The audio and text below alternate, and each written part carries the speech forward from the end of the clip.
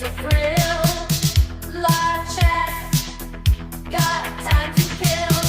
XP, we're breaking the mold. Special guests, stories untold. Unfiltered truth, no hidden clues. No suit and tie, it's all for you. Out of the newsroom, into the light. No suit and tie, it's feeling right.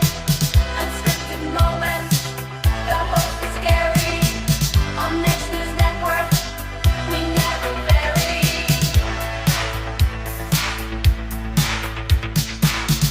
On YouTube, we're streaming live. On Rumble, the chat is alive. On X, we're trending high. And mainstream media's dead, and we are why. Millions of followers, hear us out. Seen all over the world, there's no doubt. We are the future, shining bright. Join the raw feed every night. Out of the newsroom, into the light. No suit and tie, it's feeling right. Unscripted moments, the host is scary. On Next News Network, we never vary.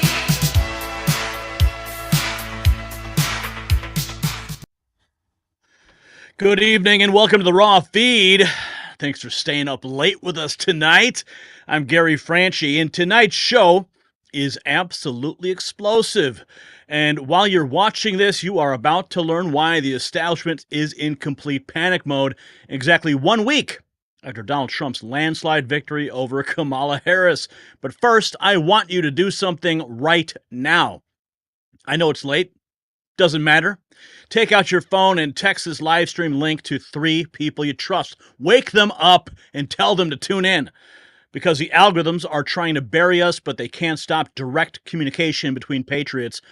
We're streaming simultaneously on YouTube to millions worldwide, plus Rumble and X.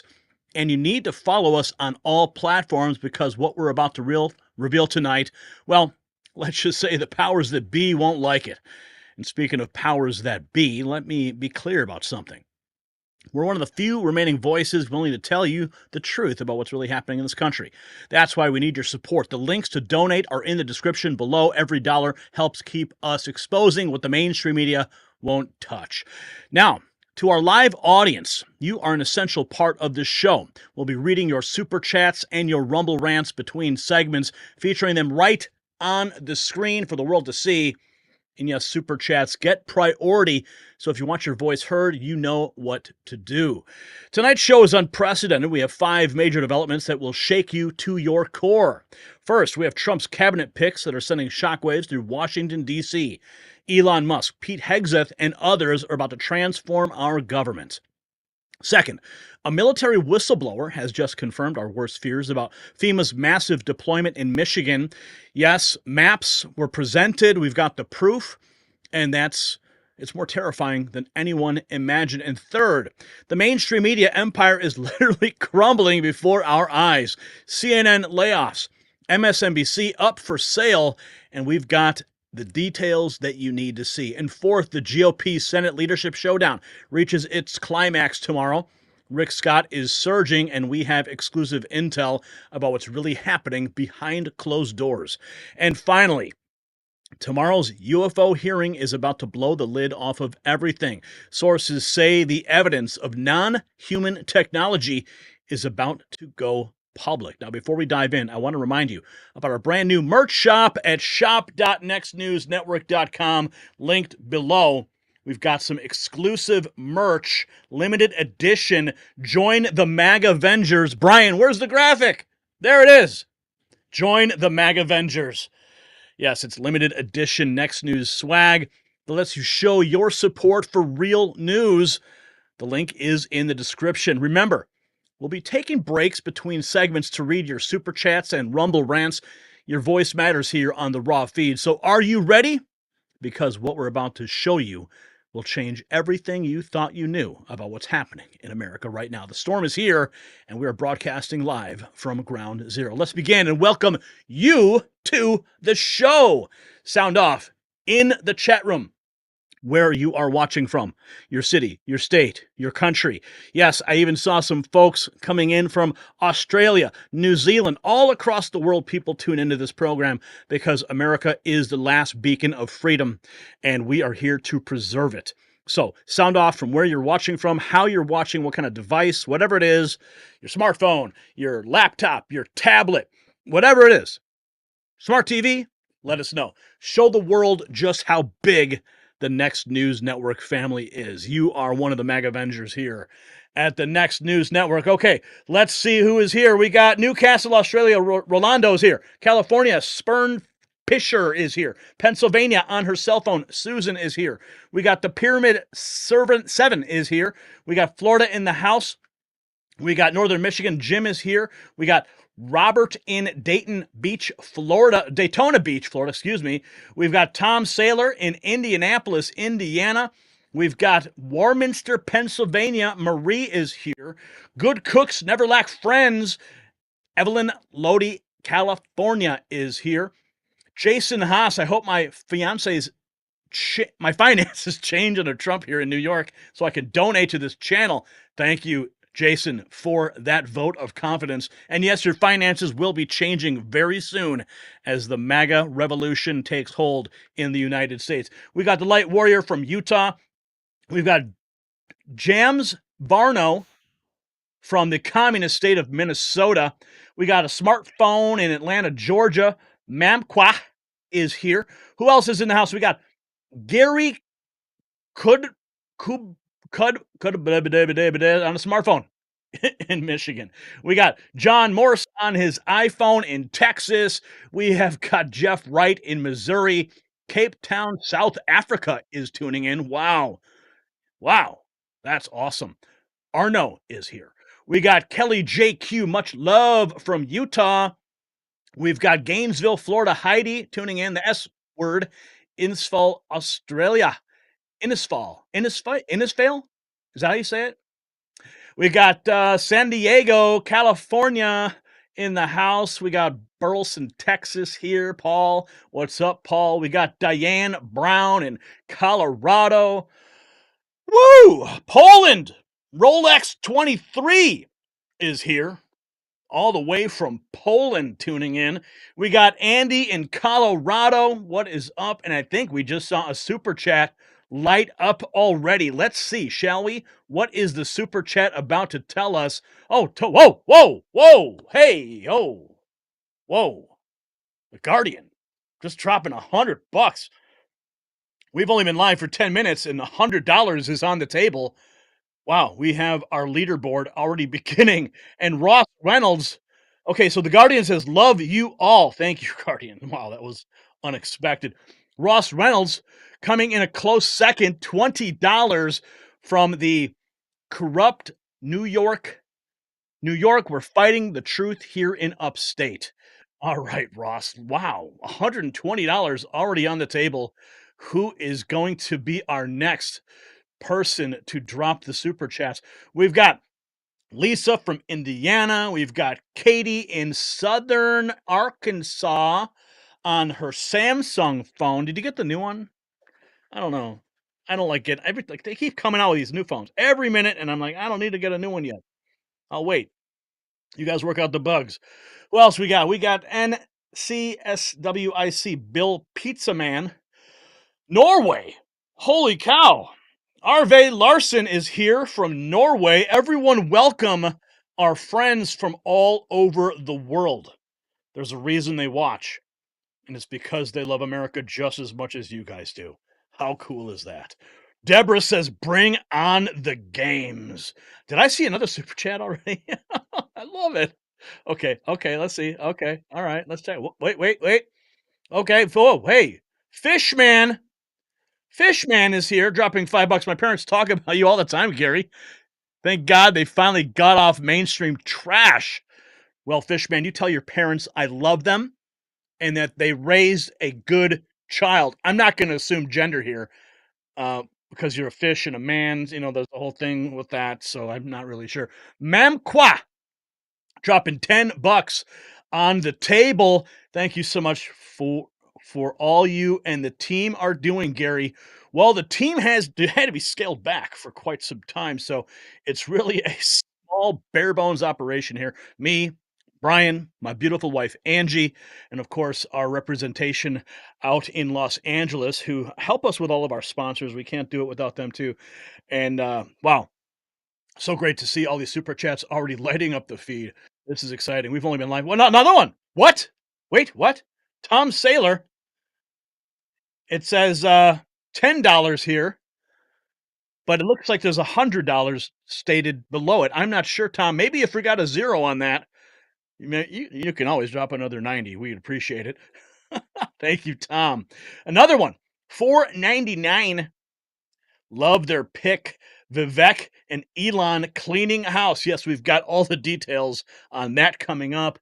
And we have some corrections from last night. And speaking of donations, I do have some great news to report. If you were watching last night or if you checked out the story about the cancel culture mob in Fox Valley, Illinois, they came out hard and strong. They actually published a list of small family businesses that they wanted canceled. Okay. We detailed as many as we could. We brought it to your attention. And the one that really struck a chord with me, and I even got flack. I got flack in the comments when we published the individual segment. People are like, "Oh, Gary, why are you crying like a bit?" Well, you know what? It's because I care. It's because I care. You want to cancel a charity that's gonna that provides coats and Christmas presents for children because the head of the charity went to a MAGA event? Really? No, not on my frickin' watch. That doesn't happen. But you guys stepped up to the plate. I got a phone call today. He said they received over $1,000 in donations, and that was just this afternoon. I checked back in with him. I haven't heard the recent totals, but you guys stepped up to the plate and you donated $1,000 to Big Hearts for Fox Valley. So thank you guys. But the fight doesn't end. James Varno dropping $2. He says, more to come after January. Yes, I have a feeling that January is going to be a very, very beautiful month. It's going to kick off the new MAGA year that we just can't celebrate enough. And it's all happening in real time. God bless America. God bless you guys. Yes, we don't like Rubio either. Okay. We got so many people. Vancouver, Canada is here. Angela, 5 seconds ago. Thank you for that. Thanks for stopping by. We love our friends in the Great White North. It's going to be a MAGA year. Yes, Hermie Elf. It certainly is. Okay. We've got a lot of news to get to. And I could sit here and we could hang out all night, but we've got news. It's late. Some people got to work tomorrow, but we have to work here to preserve the union. That is our job. That is our commitment. Another super chat. Another one. Randy. Come on, guys. I got work to do here. Randy dropping $10. Randy from Texas. Hello, all. Thank you, Randy, for that beautiful $10 bill. Wow, we're already cranking in the super chats. Brian, what is the total? Is there a way? There is a way to check that. I think you click viewer activity here, and I think it totals it up for you. And maybe I thought there was a way to do that. Oh yes, $163.99. That's where we're at right now. Thank you guys. Okay, lots of news to get to. Brian, another one. You guys are going to keep distracting me all night with these super chats. Rod dropping $2 from Rod Glenn. Thank you, Rod, for that support. Brings us up to $163.99. That's where we're at right now. Okay. All right. Remember, I will get to the super chats between segments. Maybe I'll even highlight them during a segment if you're lucky. If it's not going to distract. What? Are you kidding me? Holy cow. Ben just made the leaderboard tonight. $200. Holy cow.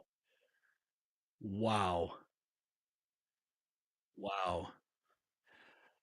Oh boy. Okay, Guardian 1, you dropped 100 and now you got trumped.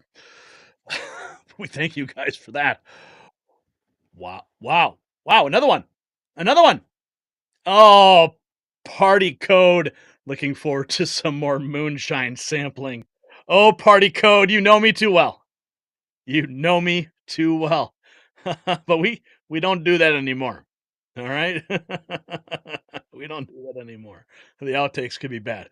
Another one. Hermie Elf, $10, free Tina Peters. Hermie Elf declaring that. Thank you for that. And then we have Alan W dropping a Canadian 2.20. Canadian 20. Don't forget Canada. We need saving too. Well, yes, you guys have it really bad up there with Trudeau. I feel really, really sorry for you. In fact, one of our supporters, he'd been emailing me and asking how he could donate. And he couldn't just simply donate from Canada. There were so many hoops that he had to go through. He didn't want to use a credit card and these things. He wanted to use like Western Union, and the amount of red tape that he had to go through just to send a money order from Western Union to me was outrageous. And I said, "Listen, I love you, but you know, I am literally just one guy putting this show together and taking the time out of my day to go to Walmart and wait in line and provide them with like basically my DNA." I said, "I'm sorry, but I can't do it." You know, so I should tell him just go to the merch shop and buy some merch. You know, that would probably be the easiest way if you wanna support the show and you don't wanna send a money order, but I think there was something with a credit card. I don't remember. What is this? Another one? Another one? Already? Bo Stearns, $5. Them liberal tears were salty last Tuesday, but damn if they ain't sweet all the same. Hope the Trump administration funds your show. Well, Bo, you are funding the show. You're doing it. All right? We don't wait around for the government to do the job. We rely on we the people. Another $4.99. Interesting comments.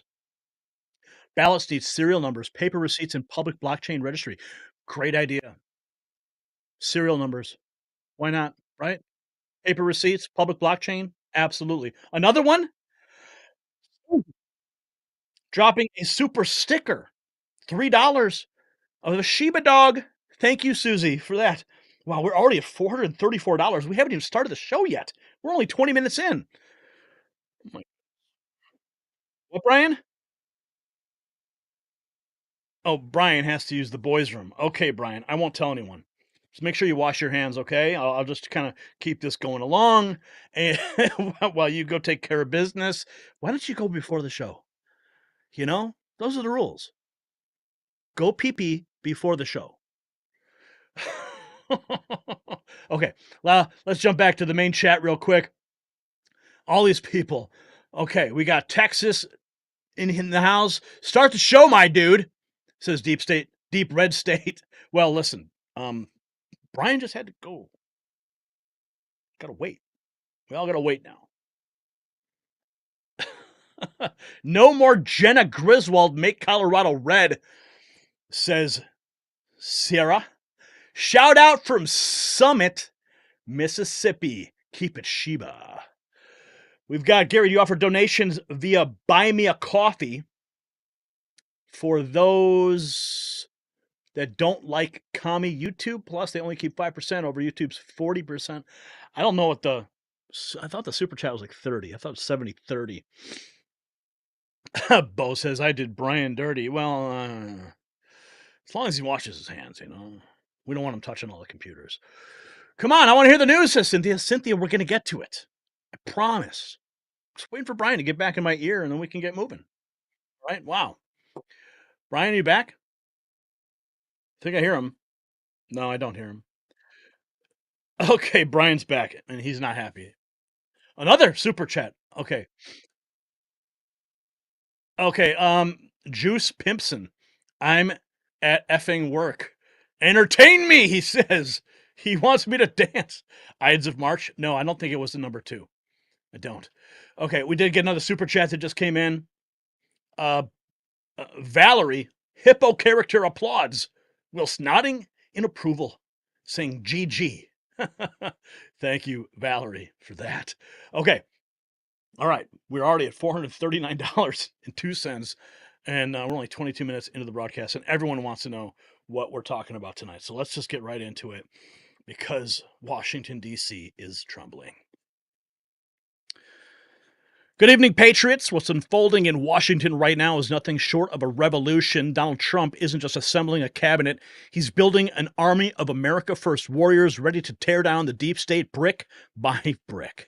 Elon Musk leading government efficiency, Pete Hegseth at defense, Kristi Noem securing our borders, and John Ratcliffe taking control of the CIA. The establishment is in absolute panic because they know it's coming. A complete dismantling of their corrupt system. But there is something even bigger happening behind the scenes that nobody is talking about. So let me tell you something about what's really happening in Washington.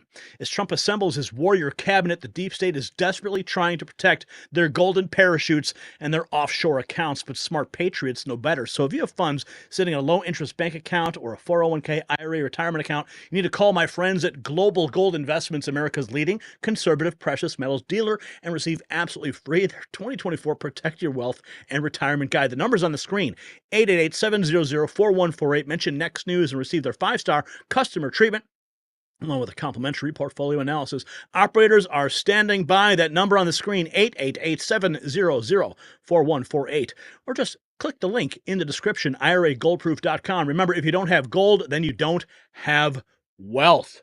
Okay, so the day started pretty sadly. Here we have, look at this. This is Kamala Harris arriving. Jill Biden doesn't even acknowledge her. Yeah, she just sits there, everyone getting up, shaking her hand, shaking the vice president's hand, the first lady. She's like, nah, not even going to give you the time of day. Look at, she doesn't even lean over, not even talking to her. Wow. The joy is gone at the White House. There's no question about that. Yeah, the joy campaign is over. Okay, let's get down to it. Donald Trump has announced Governor Kristi Noem will be the Secretary of the Department of Homeland Security. Holy cow. Kristi Noem. I'm pleased to announce that the governor and former Congresswoman from South Dakota, Kristi Noem, will be appointed to serve as the Secretary of Department of Homeland Security.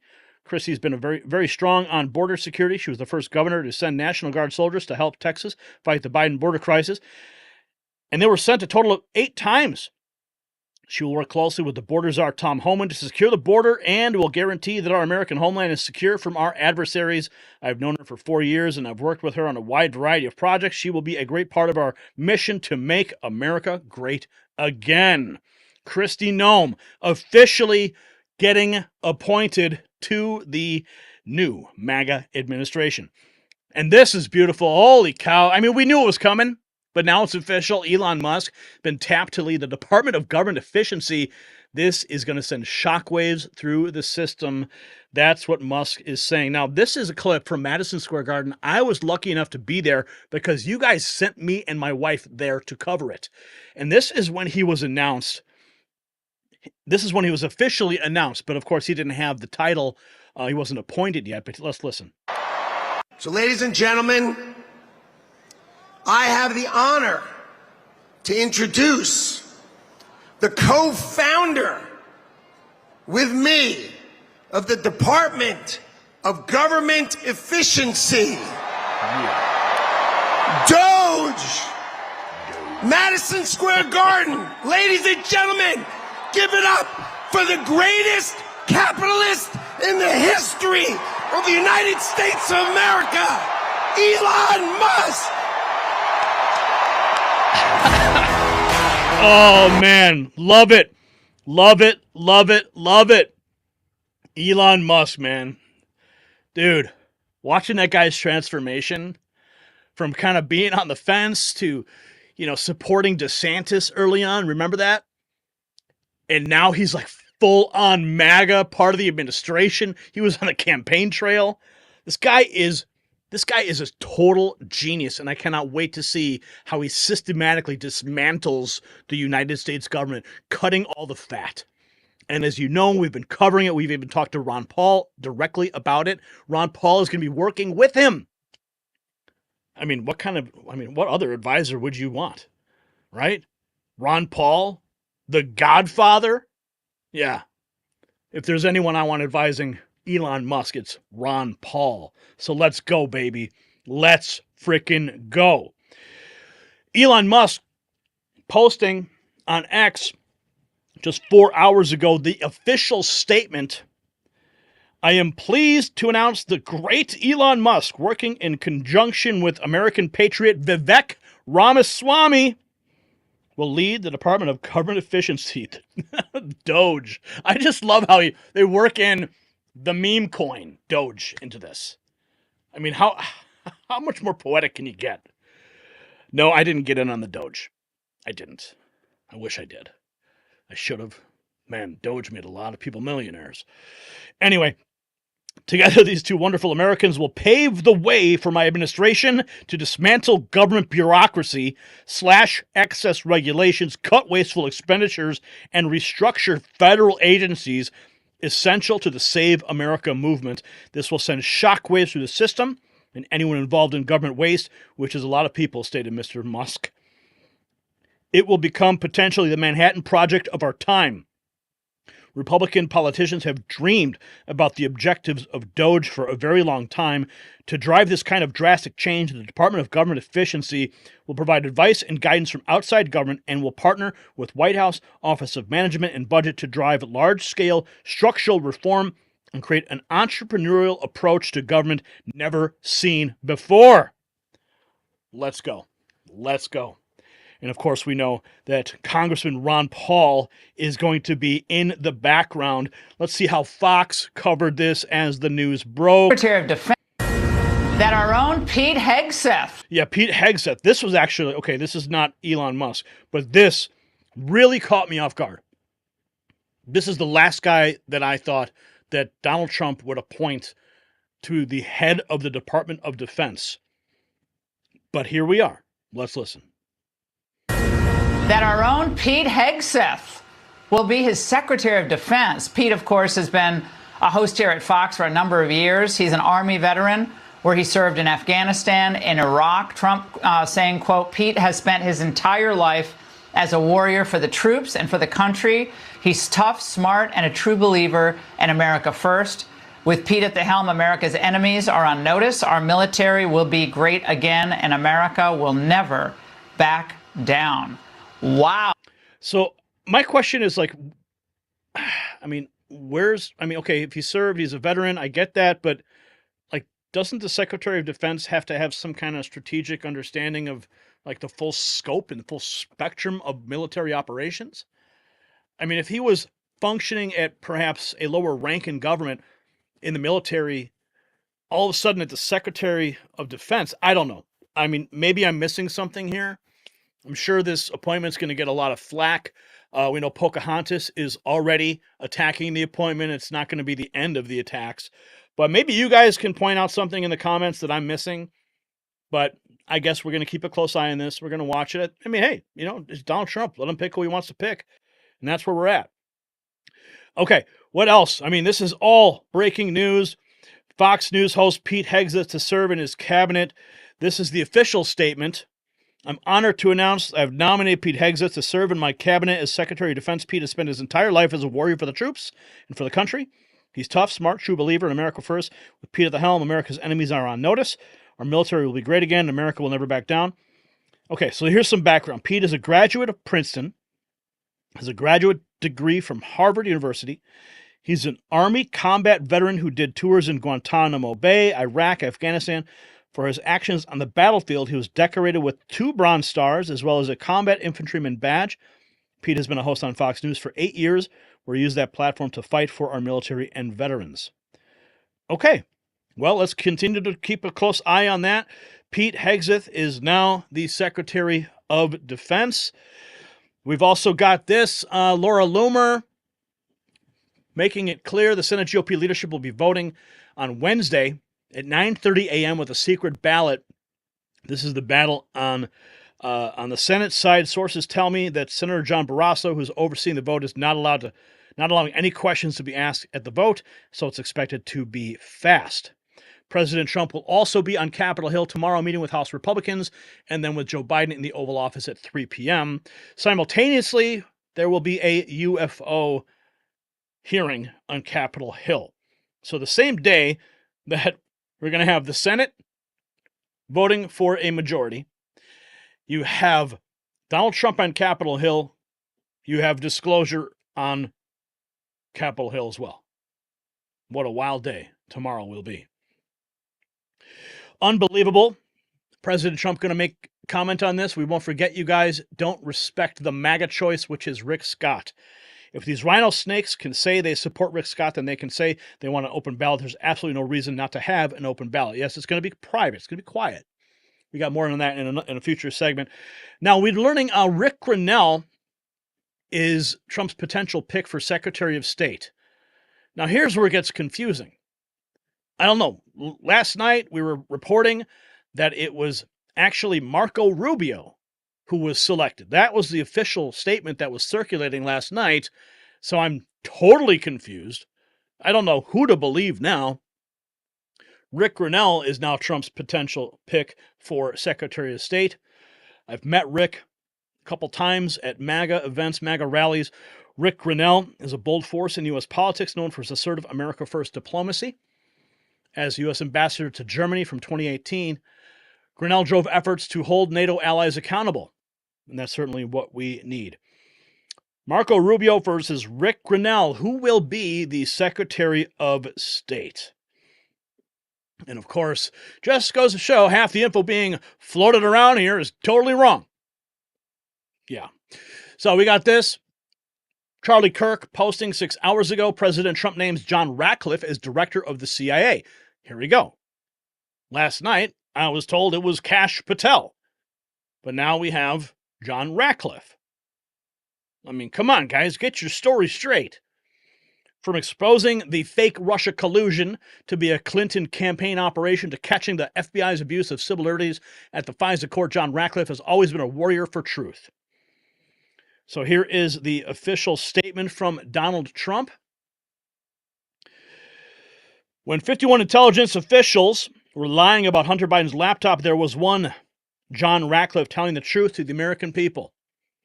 For these and many other reasons, it was my great honor in 2020 to award John the National Security Medal, the nation's highest honor for distinguished achievement in the field of intelligence and national security.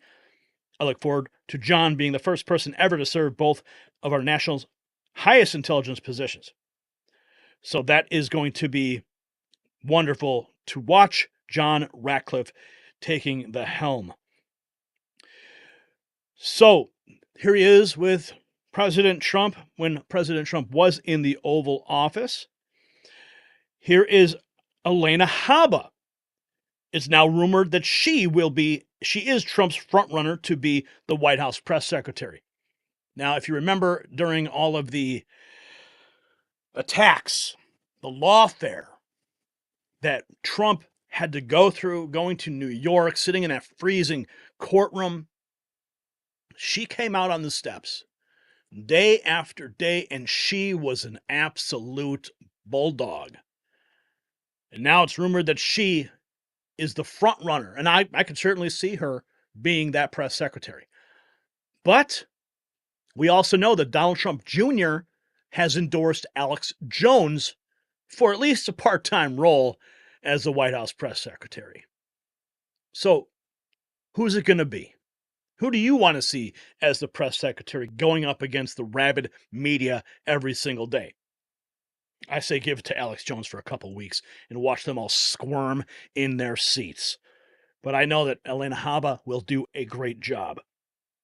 Also, okay, so this is what's interesting. If Marco Rubio ends up in the Senate, right? I mean, ends up as Secretary of State. I mean, Rick Grinnell, Marco Rubio, I don't know. The question I raised when this news broke last night was what happens to that Senate seat. The governor, DeSantis, has to appoint a new senator to fill that seat. Now, Mae Musk, who is Elon Musk's mother, she says the next senator for Florida should be Laura Trump. The Senate is an old man's club. We desperately need a smart, young, outspoken woman who will reveal their secrets. She also says, I'm not a political expert. So now the case for Laura Trump as taking over Marco Rubio's Senate seat is open after a potential appointment to the Secretary of State. But a lot of people are pushing back. I see your comments. Nobody wants Marco Rubio. He's too much of a neocon, and we don't want him. So, Rick Grinnell. Now, we have here. Okay, so this is kind of a sidebar. I wanted to bring this up because it's really important. Because we're talking about all these different appointments, and we know that there's a new border czar who has been appointed, and mass deportations are on the table. So Mayor Adams of New York was confronted about this at a press conference, and what he said was remarkable. Let's listen. Was devastated by that. And as you communicate with President-elect Trump and have communicated with him, will you express concern about mass deportations in the city? My concern is one concern, and we keep tinkering around the edges. We keep having this philosophical conversation about it. The voters communicated loudly and clearly. We have a broken immigration system. It needs to be fixed. That's the only conversation I want. It's broken. It needs to be fixed. And New York City was devastated by that broken system. 220,000 migrants and asylum seekers have made their way here. No financial assistance from the administration. I think it was about $200 and something million with billions of dollars we had to pay for. I don't want to see that happen again. I don't want what's taking place in Chicago and Denver, Los Angeles, Houston. I don't want to see it take place again. Let's fix our immigration system. Anything other than that, I'm not interested in that conversation. We have a broken system. I talked about this in 2022, just as I talked about violence in 2021, and voters made this the top of their list. The top of their list. When I was talking about it, everyone was being dismissive of me, and voters said, this is a problem. And if we don't have a conversation about fixing the system, everything else is just being philosophical and theoretical, and I'm just not going to engage in that. Let's fix the system. To be clear, sir, are you saying leave people here alone, focus on the system, or are you not even engaging on what might happen in the city and just focus on the system fix? So I understand your position. Well, part of it is we need to either pick up the cost. Cities should not be dealing with a national problem. We need to pick up the course. And there are those here, I've said this more than once, there are those here who are repeated offenders. We need to address that. You don't come to our city and our country and commit violence acts on innocent people.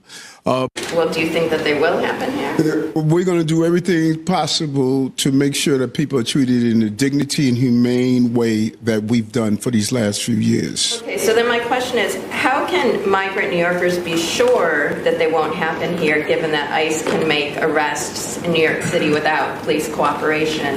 And then the second question is, why should New Yorkers, including migrant New Yorkers, trust that you will advocate for them with the new Trump administration, given that you have a personal stake in winning the president's favor?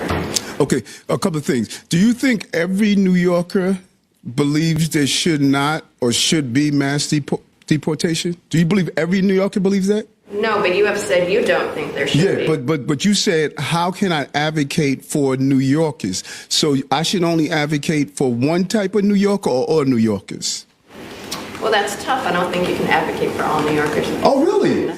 Okay, so which New Yorker I shouldn't advocate for? The ones that agree with you or disagree with you? Well, if you believe there should be no mass deportations, how can people believe that you will advocate for that with the incoming Trump administration? But you set up a question. This is very interesting, the question you set up. So there's certain New Yorkers I shouldn't advocate for? I'm not sure that was my question.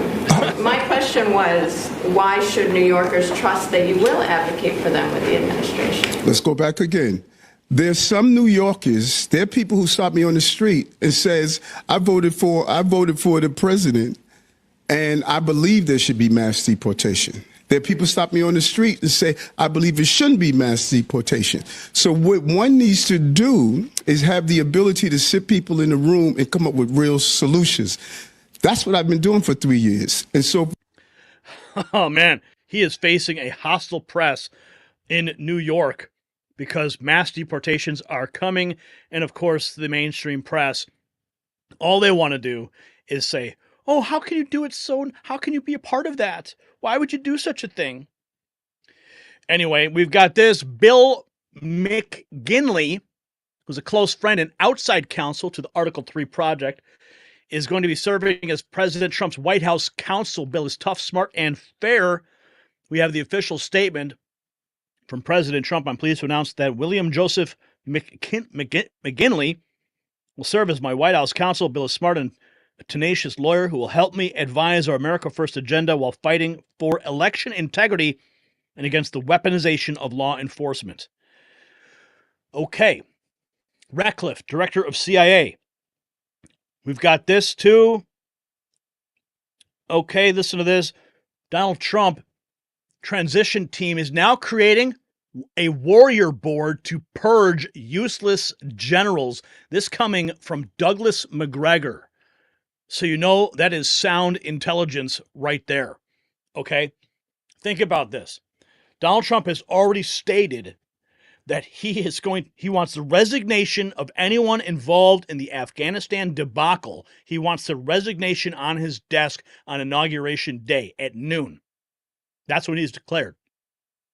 So now they are putting together a list to purge those that do not listen. So it's either you give me your resignation or you're fired. Sarah Huckabee Sanders, she is on cloud nine today. She says, I may be a little biased, but I can't think of a better pick to serve as America's ambassador to Israel than Governor Mike Huckabee. Here's what she had to say. Congratulations. My dad was just nominated as President Trump's ambassador to Israel.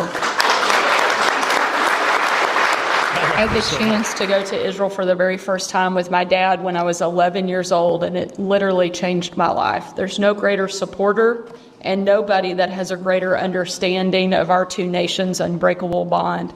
And there is probably a little bit of bias, but there's no one who will do a better job in this role. Congratulations, Dad. We're all very proud of you. My dad was That's so beautiful. She is a proud daughter, and I'm glad to know that I helped donate to her campaign to make that position she has possible. So many amazing developments that are happening right now.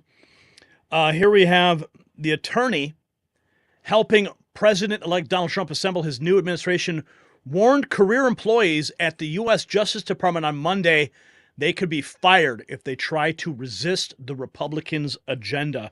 That coming out of Newsmax. So there is going to be a lot of pushback. We've been reporting that members inside the bureaucracy in Washington, D.C. are literally having PTSD meltdowns. They're terrified because they know their jobs are on the line. Well, if they're terrified, it's probably because they're not doing their job. They're just dead weight, sucking up taxpayer dollars. Maybe you should go to the private sector. Get out of the way, especially if you're going to be standing in the way. Governor Mike Huckabee making this official statement. It's been an incredible day as real Donald Trump asked me to serve as ambassador to Israel, a land I have been visiting since 1973 when I was a teenager. It will be a privilege to serve my country and my president in this role.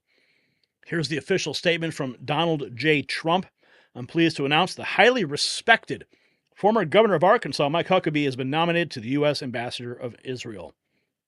He's a great public servant, governor, and leader of faith for many years. He loves Israel and the people of Israel, and likewise the people of Israel love him. So that is beautiful news for Mike Huckabee. My mother, God rest her soul, back in 2016, she really liked Mike Huckabee. She really liked him. But let's take a look here. This is our new CIA director, John Ratcliffe. The Biden. So, John, how do you square this circle? The fact that you're hearing bribery charges against a sitting president, and yet the media and the Biden DOJ is zeroing in and ramping up the heat on former President Trump. Okay, so this is clearly a older video, but I believe it was posted to provide context. And the only caption here is, "Your new CIA director is a certified G." Let's watch. Well, Maria, I don't think it's that they're ignoring it. I think it's that they're scared. Look, you have to keep in mind that they're all co-conspirators in this. They're all complicit in this. What I mean by that is all of this stuff wasn't. It was the fact that the mainstream media went with all of the things like the Hunter Biden laptop as Russian disinformation. They promoted the 51 intelligence officials that were lying. They promoted the Russia collusion story. All of these things, and folks at the Department of Justice and the FBI, they lied to get FISA warrants to spy on the Trump campaign. So they're all. They were all part of this, and they're all complicit in this, and there's so much at stake. And if it unravels, it's not just political folks that will take a fall on this. It's the American people will see it for what it is. Now, so having said that, these are the challenges that President Trump continues to face. With these charges and the trial dates that are coming up. The thing that I would point out to people here is that Donald Trump didn't run for president or run for re-election as president to avoid political charges, as some people are saying. You got to remember, he announced he was a candidate first. He became the front runner first. All of these charges in Georgia, in New York, both Jack Smith cases and the federal cases, they decided to bring charges after Donald Trump became the leading contender in the Republican nomination, which just really underscores why this all continues to be political and why it's all directed at trying to stop him from being reelected. So, John. So I'm hoping that finally we'll get some real disclosure. The JFK files, the Epstein list, the Diddy list, all that. Hopefully that will all come to the foreground and we can get closure as a nation on those things because the nation needs it. Let's see what let's go back to that clip with Elena Haba. To get this country, I've done this one too many times, actually too many times for the last 3.5 years while President Trump has been trying to fight to get this country back. And I want to speak to the American women, and I want to speak to the people that need to get out and vote on November 5th. I have sat with President Trump for years now, while he has been targeted with lies and with judges, AGs, and DAs who have specifically run in this city and others on getting Trump. The Trump administration will fix this problem. We will stop Kamala Harris's regime, because she was there, let's not forget that, and she still is, of using officials from the White House, putting them in DA's offices, in AG's offices, and attacking your political opponent. And this country deserves better than this. We do. We should not be sitting here at a press conference talking about this. We did this in 2016, and every woman had no reports. They come out when it's election time. And as a woman who has stood with President Trump, who has spent extensive time with President Trump and with his beautiful family, I will tell you, that is not President Trump, and I completely am disgusted by what I have seen happen to this person, his family, and the Trump organization that we stand in right now. You must vote Donald Trump back in, because as an attorney, as a woman, as a mother, our future of this country depends on it, and we need to stop this from happening. The DOJ is supposed to help our country and protect us, not attack us, because you cannot win in the polls. Thank you. Yeah, she would do very well as a press secretary in this administration. So all these things are just breaking, and we have some big news we're going to be tracking all day tomorrow. So, the battle lines are drawn, Patriots. Trump's new cabinet isn't just about filling positions. It's about preparing for the biggest fight in American history. From Musk revolutionizing government efficiency to Ratcliffe exposing deep state secrets, every appointment is a precision strike against the establishment. But here's what I want to know from you. Which of Trump's cabinet picks do you think will have the biggest impact on draining the swamp, and why? Drop your thoughts in the comments below, and we will read them. And maybe I'll even reply. Okay, got some super chats that came in. Wow, we're already crushing records tonight on the super chats. Okay, let's see. Dolores McCartney dropping $19.99. Thank you, Dolores, for that. Northern Pike dropping $1 in the Alex Jones was right jar. Juan Morales dropping $20. Elon Musk is awesome. Great job, Gary MAGA.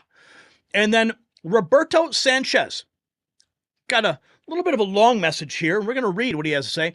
As one of the few Hispanics on this chat, I resent how my fellow patriots are attacking Marco Rubio.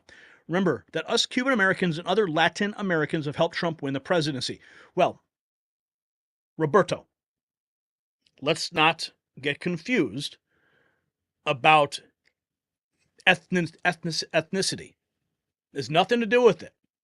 It has to do with the neocon foundation of Rubio. I don't care if he came from Mars. And I don't know what people are saying in the chat. People are disparaging him because of his ethnic background. Well, that's uncalled for, first of all. So in my position, Rubio, he's cut from the same Bushite cloth that we've been fighting against. And that's why I would not want to see Rubio. And a lot of people don't want to see Rubio. I don't think that his ethnic background has a bearing for many people. But if people are disparaging him in chat, it's totally uncalled for. Okay, what else do we have here? We have Carrie O'Neill. Thanks for being a true patriot, Mr. French. It's actually Franchi, Carrie. Franchi. But thank you for that. $1.99. Batgoat dropping a 10 spot says thank you, Gary. Well, thank you, Batgoat, for dropping that $10 bill. Chantha Hainsana, he says, believe Trump only and no one else. All those rumors are false. Thank you for that message, Chantha. $9.99. And now we have Mike's son. $1.99. A lottery commission made a secure voting system. Well, we're moving into a new era of America, and election integrity is still on the table. Let's just hope that they can get it all together just in time. Okay, our next story of the night. Now, I just want to apologize. We are not streaming on Rumble tonight. There was an error when we began, so my apologies to our Rumble audience. But I think, Brian, we can get this uploaded. You could probably download it and upload it later. Maybe we can do that just for our Rumble audience. Man, it's like, what is going on here? Just flaking everywhere. Okay, anyway. All right. So we have some important news to get to in this segment. All right. All right.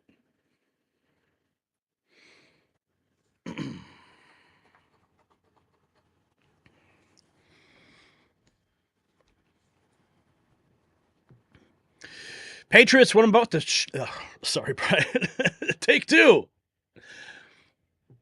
Patriots, what I'm about to show you is terrifying, and the mainstream media won't touch it. 350 FEMA trucks deployed across 6 strategic Michigan counties. A military whistleblower confirming our worst fears. Training exercises involving 30,000 personnel for domestic operations. Patriots, this is not a drill. It's the execution of a plan years in the making. The maps, the corridors, the staging areas, they all align perfectly with classified summer exercises. But here's what should really keep you up at night. Michigan is just the test run. And speaking of protection, let me tell you something that could save your life. With FEMA's concerning activities in Michigan, having evidence of what happens on the road is more critical than ever. That's why you need this military-grade dash cam captures everything, records suspicious federal movements, documents potential harassment, and provides irrefutable evidence of any encounter. Visit carvisionx.com and get free express shipping and several bonuses with every order during their current special. Don't wait until it's too late. Protect yourself and your family with the same technology used by law enforcement. Now we've got there's a lot to get into in this segment, so I want you to stay with me because we've got a lot of dots to connect. I got a concerning phone call today. Apparently somebody watched our report yesterday, and when we presented the maps in that report, you go on the channel, you can watch the report. They jumped off the couch. They made a phone call. They didn't realize that we had a mutual friend. And then I was presented with information.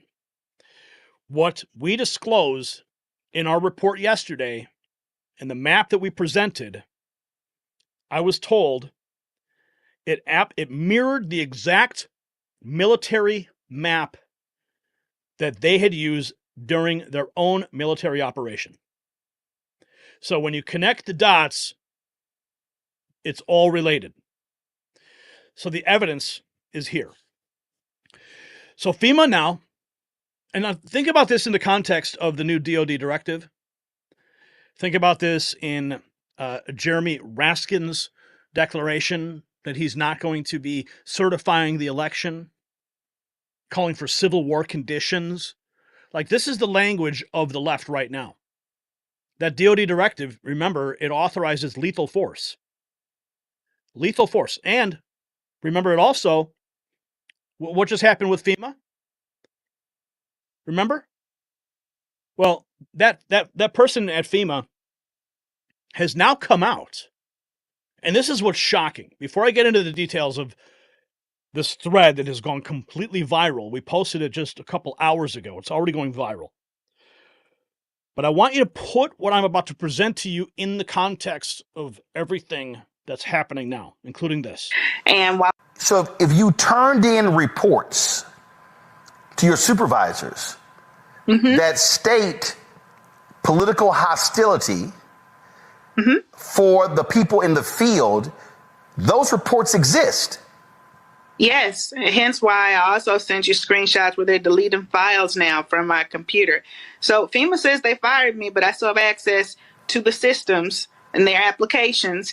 And while I was in an interview yesterday, I noticed that my files were being deleted in my name, and I could not have been doing that while I was talking to Madison.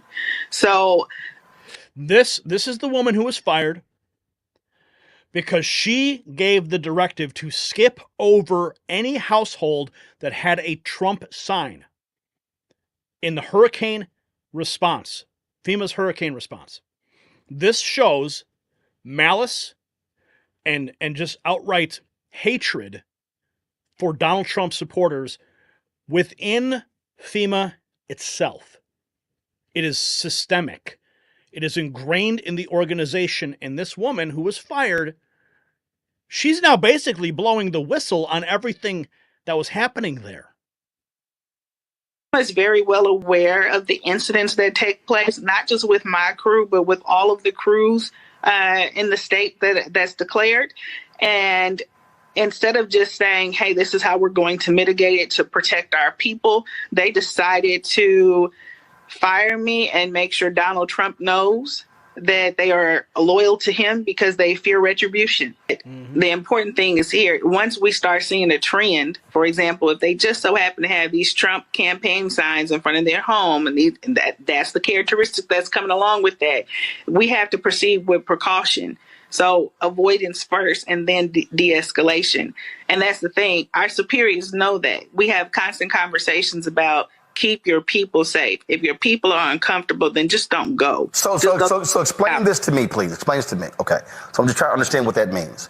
So again, if I'm on a house, if I'm on a street and it has 20 homes and there are 8 homes on that street with Trump signs. Wow. And my team has faced hostility from 3 of the homes that have signs. Mm-hmm. What happens next? Okay, before she gets to that, there was no reports of any hostility prior to that. None. He's throwing a hypothetical here. I informed my TFL, my direct report, hey, we're again experiencing hostile encounters. We're moving on to another street. We're not canvassing those homes. So, again, only for... Go ahead, I'm sorry. Go ahead, I'm sorry. And that's the directive, too. Like, honestly, he has called me multiple times and says, your job is to keep the team safe. I'm sorry, when you say he, who's he? Oh, Chad Hershey. Okay, who's Chad Hershey? The TFL, my assigned TFL for this deployment. So Chad Hershey has said, told you what? That if your team is uncomfortable and they do not feel safe, do not go to those homes. Go and canvass the other homes. Your job is to keep these people safe. They need to be able to go back home safe. Okay, do you see what just happened here? She just outed her supervisor. So she's basically following orders like a good soldier. She's directing her underlings to skip Trump flagged houses. But the evidence now that she's declaring comes from the top, and it keeps getting higher. Who gave the initial directives for that? Okay, so what I'm about to present to you, these are all very important points that I'm getting to. We have to build the backstory before I reveal what I found out on a phone call today. Okay? Now remember Jeremy Raskin. You've seen this clip, but we have to play it again. Jeremy Raskin, by the way, they just came out and said, "Oh, this is fake." He's got the media running cover for him for his own statements right here. But he said them. And you can't deny it. Oh, this clip's going viral. Well, it's because what you said, Jeremy, is so outrageous. And now he's trying to backpedal somehow. But no, the internet lives forever, and so do your words. War condition efficient because what can be put into the Constitution can slip away from you very quickly. And the greatest example going on right now before our very eyes is Section 3 of the 14th Amendment, which they're just disappearing with a magic wand, as if it doesn't exist, even though it could not be clearer what it's stating. And so, they want to kick it to Congress. So it's going to be up to us on January 6, 2025 to tell the rampaging Trump mobs that he's disqualified. And then we need bodyguards for everybody in Civil War conditions, all because the 9 justices, not all of them, but these justices who have not many cases to look at every year, not that much work to do, a huge staff, great protection, simply do not want to do their job and interpret what's efficient because... Okay, so Civil War conditions, raging Trump mobs because he intends to not certify the election. We have FEMA supervisors pointing out to skip Trump homes for emergencies. So we're building the case that we have already. Okay? And there's more. Let's go to see what Ron Paul had to say here. Authorized to kill U.S. military now is authorized to kill Americans on U.S. soil. Send in the troops. We need you to shoot a couple of these people. Yeah. They're opposing our policies. They're demonstrating against COVID rules. There's something they'll come up with. So I think it's very, very dangerous. And hopefully people wake up. Maybe people will say, well, this was just a political stunt for the campaign or something like that to act tough. But I tell you what, sometimes they come up and nobody warned us that they were going to do this. It wasn't discussed in the Congress, and it's been sitting there. The main thing that most people should have known about is that you're not supposed to use the federal military to enforce laws. Yeah.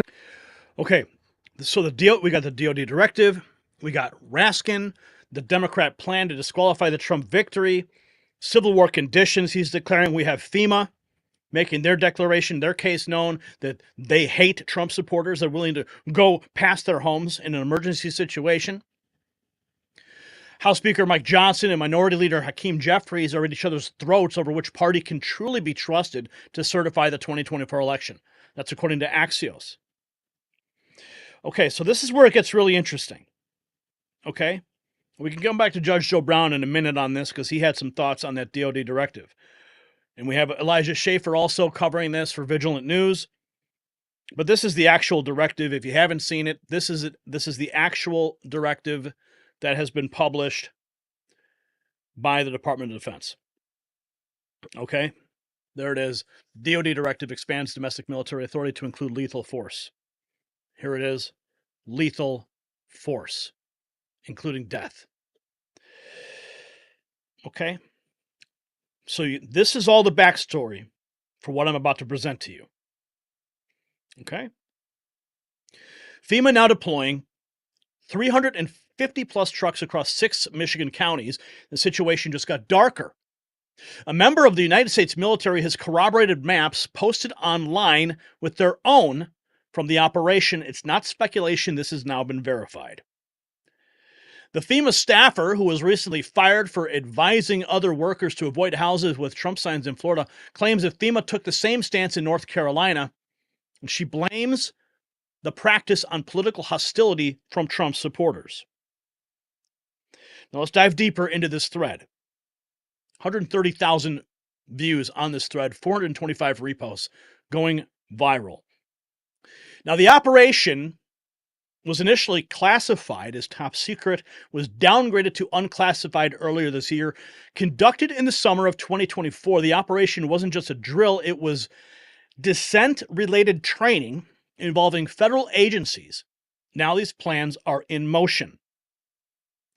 Our military source revealed that the operation trained over 30,000 individuals nationwide in its purpose to prepare government forces for the arrest of American citizens and their detention in undisclosed locations. It's not a conspiracy, it is documented. And this is an actual photograph that I got from the Department of Defense. Don't believe me? See if you can see this. You can't. If you go to the thread, click on Alt. It's a really long thread, but if you click on Alt, I made sure that I cited exactly who took the photograph. This one was taken by Specialist Cherish Little of the 326 Mobile Public Affairs Detachment. Now, the counties involved in Michigan, Eaton, Ingham, Ionia, Kent, Livingston, and Macomb were chosen as part of a nationwide federal corridor. The routes align perfectly with Racine, Wisconsin, and FEMA is now executing a plan drawn directly from the operations maps.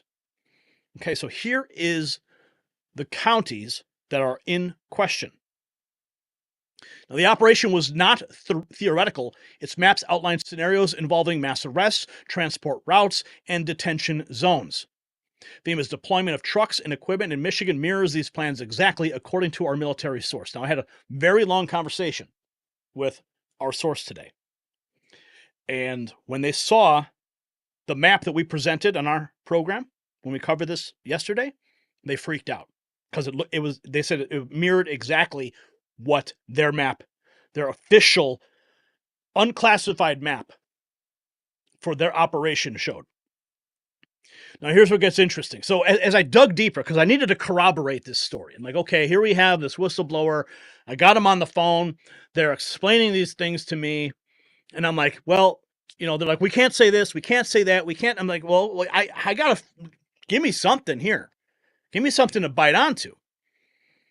So they threw out some keywords to me. I did some searching. I did some investigating. And lo and behold, I was able to corroborate everything that the whistleblower was saying on the public-facing Department of Defense Public Relations website. Okay? So it happened in the summer of 2024. Training was explicit. The government practiced suppressing dissent. Here's a photograph of that operation. Right there. That's a public relations photograph. Now again, if you go to the thread, click on Alt, I literally copied from the website the description and put it on this. So the evidence is right there. There can be no argument. The government practiced suppressing dissent. This included the simulated arrest of American citizens who oppose federal policies. FEMA is now implementing the logistical groundwork laid during the exercise. Oscoda, Michigan, a decommissioned air base, was identified during the operation as a key logistical hub. FEMA has now turned it into a staging area, deploying hundreds of trucks and resources.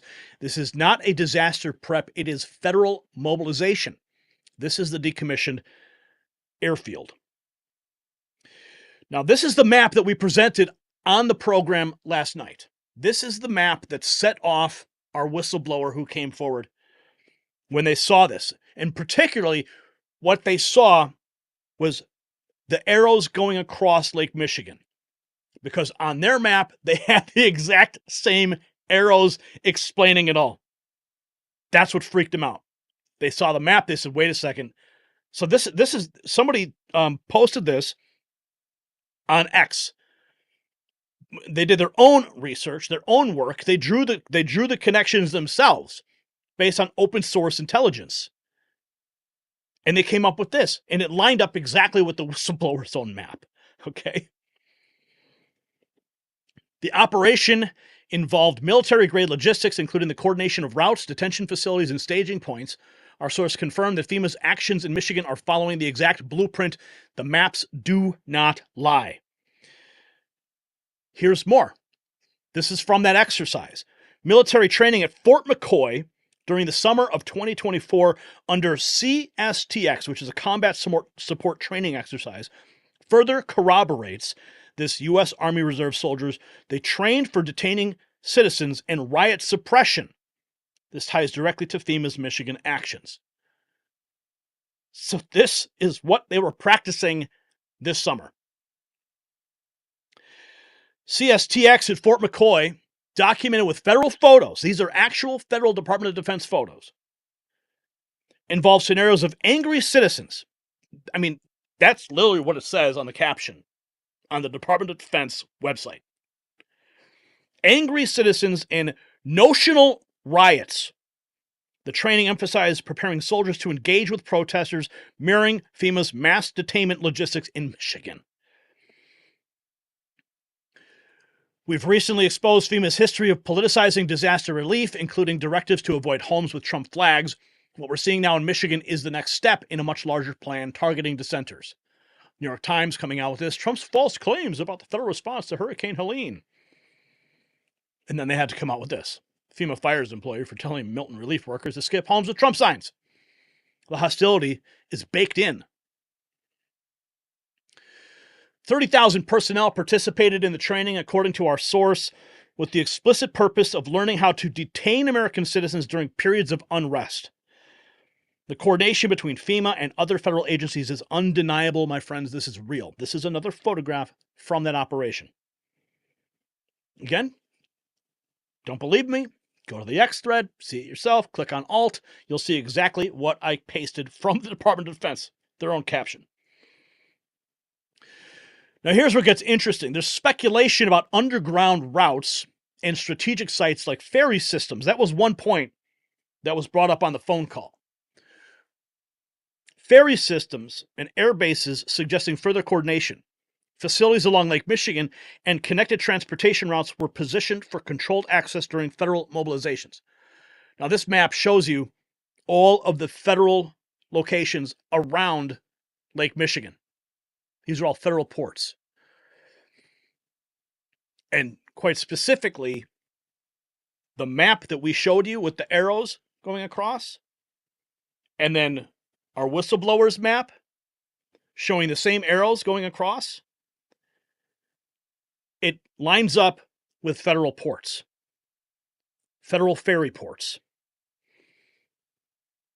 The staging of 350 trucks is just the beginning. FEMA's deployment involves heavy equipment, supply chains, and transport logistics. These are not the tools of disaster relief. They are the tools of a government preparing for confrontation. Now, this is an artistic representation of those vehicles. The media is responding now. Oscoda's air base wasn't chosen at random. During the operation, it was identified as a critical hub for detention logistics. FEMA is now using it exactly as planned. turning the site into a central point for their operation in Michigan. Now, this was posted, this is from the Detroit Times, the Detroit News. And of course, they want you to say that they're going, oh, no immediate plans to use a Skoda Wurtsmith Airport as emergency staging area. I wanted to make sure I highlighted those points. No immediate plans to use the airport. And then at the bottom, you can't really see it. It says, oh yeah, there you go. It says, there is no guarantee the site will ever be used. Yeah, a lot of qualifiers there.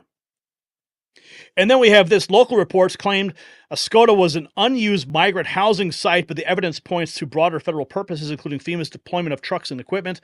The disconnect between federal actions and local oversight raises serious questions. Listen to this local report. The facility has been in the works for several weeks now. The facility was originally slated as a migrant facility for children and teens who crossed the border without their parents, but no children ever stayed there. Mayor Nancy Vaughn was the one who came up with the idea for FEMA to take over and possibly house Helene victims. The city says FEMA staff will train and process there. This will include FEMA's teams assisting with recovery efforts across the state. The city of Greensboro says it has no oversight or involvement with the use of this facility. So, no oversight. Isn't that convenient? CSTX exercises included notional arrests and riots at Fort McCoy, training troops for large-scale detentions. These same tactics are now seen in FEMA's Michigan operations. The overlap between the military and FEMA's plan is undeniable. More Department of Defense public relations photographs. Again, we bring up the map. The proximity of these operations to Lake Michigan and Racine, Wisconsin suggests deeper coordination.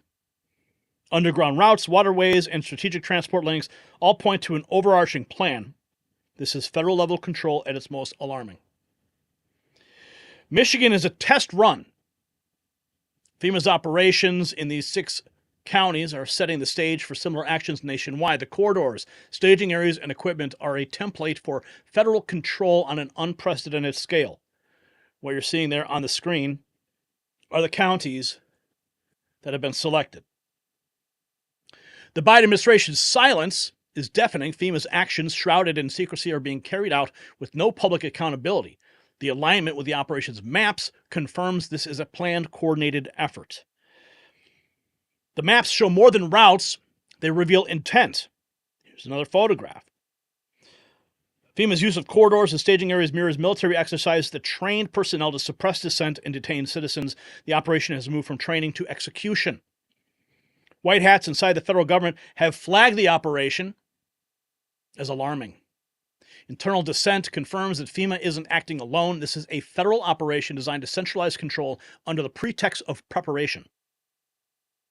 Every truck, every staging area, every route has been planned for years, and FEMA is not improvising. They're executing a federal strategy. The maps from the operation are a blueprint, and Michigan is the testing ground.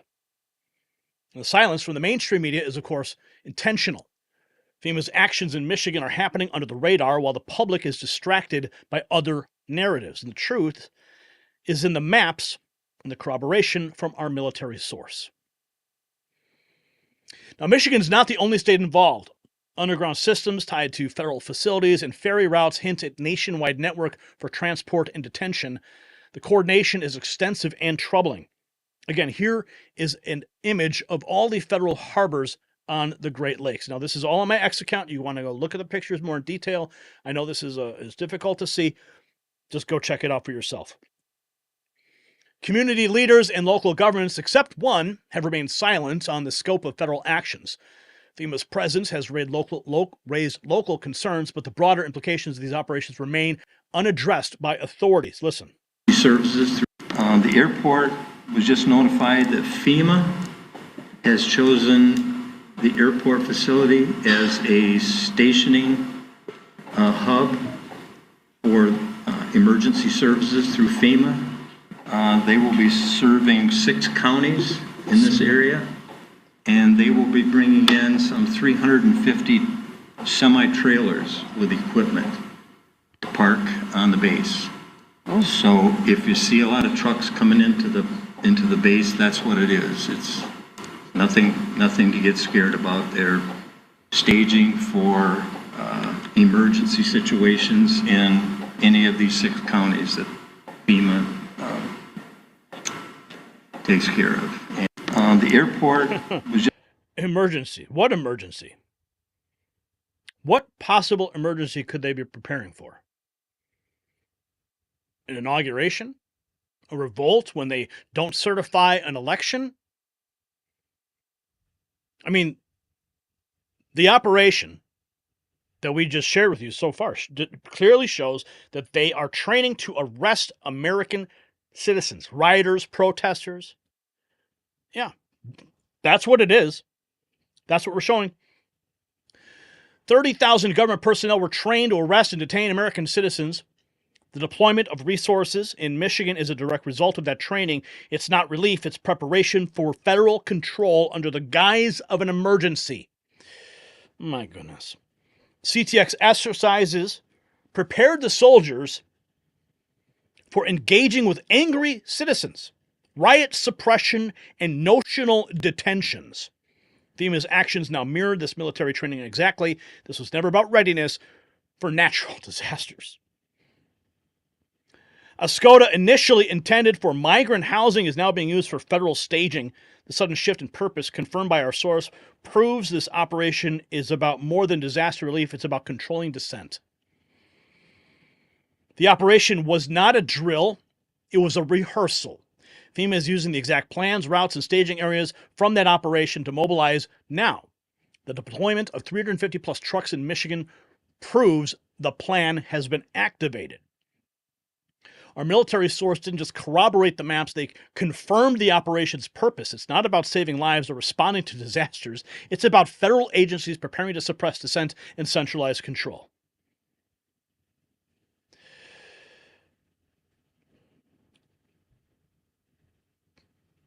Facilities near Lake Michigan are positioned for controlled access, and the corridors tie directly into the broader federal logistics. It's not isolated, it's systemic planning for federal mobilization under emergency pretense. And Michigan's only the beginning. The playbook being used now will expand nationwide if it's not stopped. FEMA's actions are a warning sign of what is to come, and the American people need to wake up before it's too late. The alignment of FEMA's actions with CSTX's military training is no coincidence. This is a coordinated, planned effort to extend federal power. The maps, the movements, and the secrecy all point to a chilling conclusion. Local and federal mismatches in communication are intentional. Ascota and other sites have been reframed as disaster housing or migrant facilities, but the reality is far more concerning. FEMA is preparing for unrest, not relief. Community leaders downplaying the secrecy of operations and the alignment with military exercises are a clear signal that FEMA's actions in Michigan are setting a precedent that this is a test for large-scale federal overreach.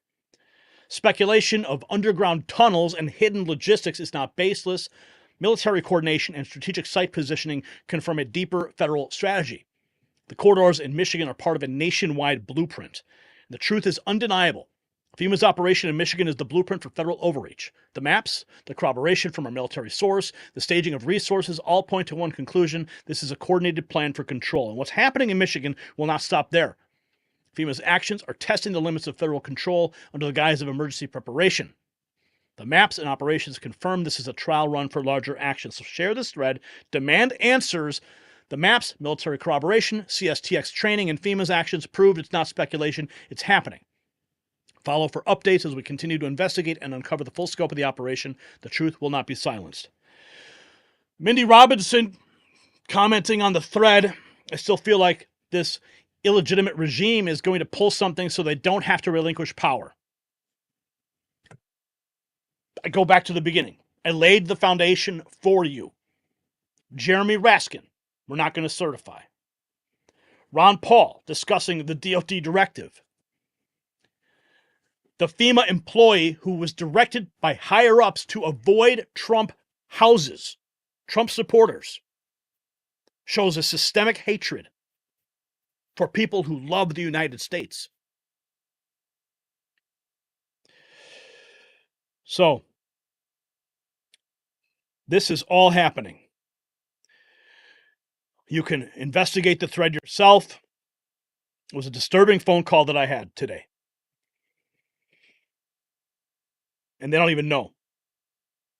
Mike Johnson, Hakeem Jeffries are at each other's throats over which party can truly be trusted to certify the election. Let's take a look. Let's see what Judge Joe Brown had to say about this. I want to bring, you got a media that is completely out of control, and instead of trying to implement a free speech situation, they're trying to destroy it. I want to bring something to everybody's attention. It's Department of Defense Directive 5240.01.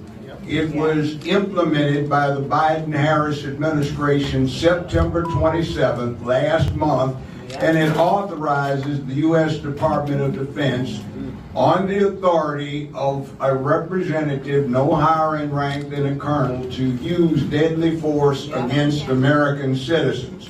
One of the specific categories that is mentioned is dissent or refusal to accept election results.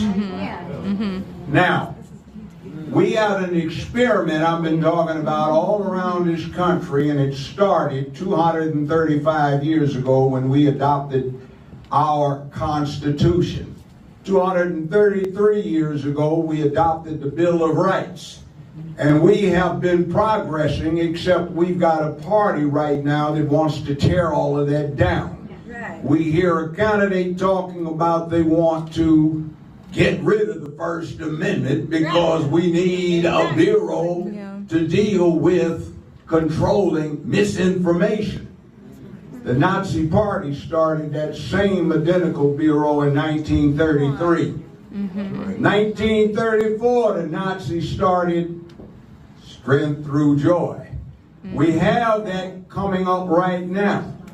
And it's trying to derail something that is the natural outcome of this experiment we engaged in, which is black, white, brown, red, yellow.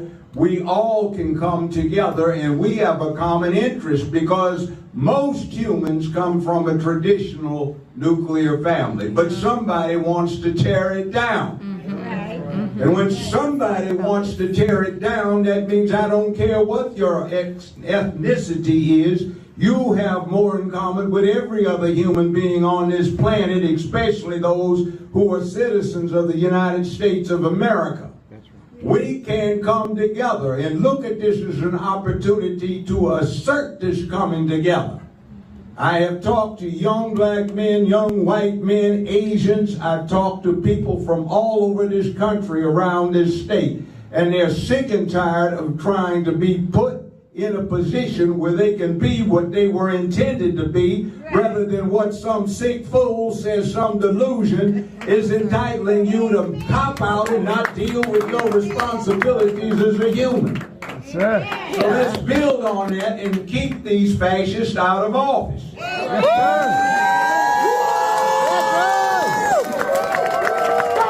I will conclude with this. Thank you very much for doing what you're doing right here to make America great again, to put it back on track to deal with this great experiment that nobody else in the world has had the opportunity to conduct. Amen. Thank you. Thank you. I want to go back. I'm going to go back to this point that he made. We got to drive this home. Now, we had an experiment I've been talking about all around this country, the U.S. Department of Defense, on the authority of a representative no higher in rank than a colonel to use deadly force against American citizens. One of the specific categories that is mentioned is dissent or refusal to accept election results. Now, there it is. There it is. So the evidence is overwhelming. FEMA's deployment isn't about disaster relief, it's about control. The correlation between these movements and the Department of Defense new directive authorizing force against Americans is impossible to ignore. We're watching the infrastructure for federal overreach being built right before our eyes. So here's what I want you to tell me in the comments. What do you think is the real purpose behind FEMA choosing these specific 6 counties in Michigan. Your insights could help us connect more dots in this developing situation. Wow. Unbelievable. Unreal. Wow.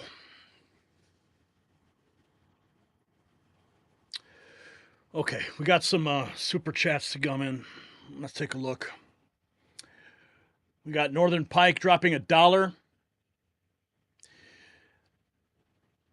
Thank you, Northern Pike. We have interesting comments saying, tell federal employees to learn to code. Tell the federal employees to learn to code.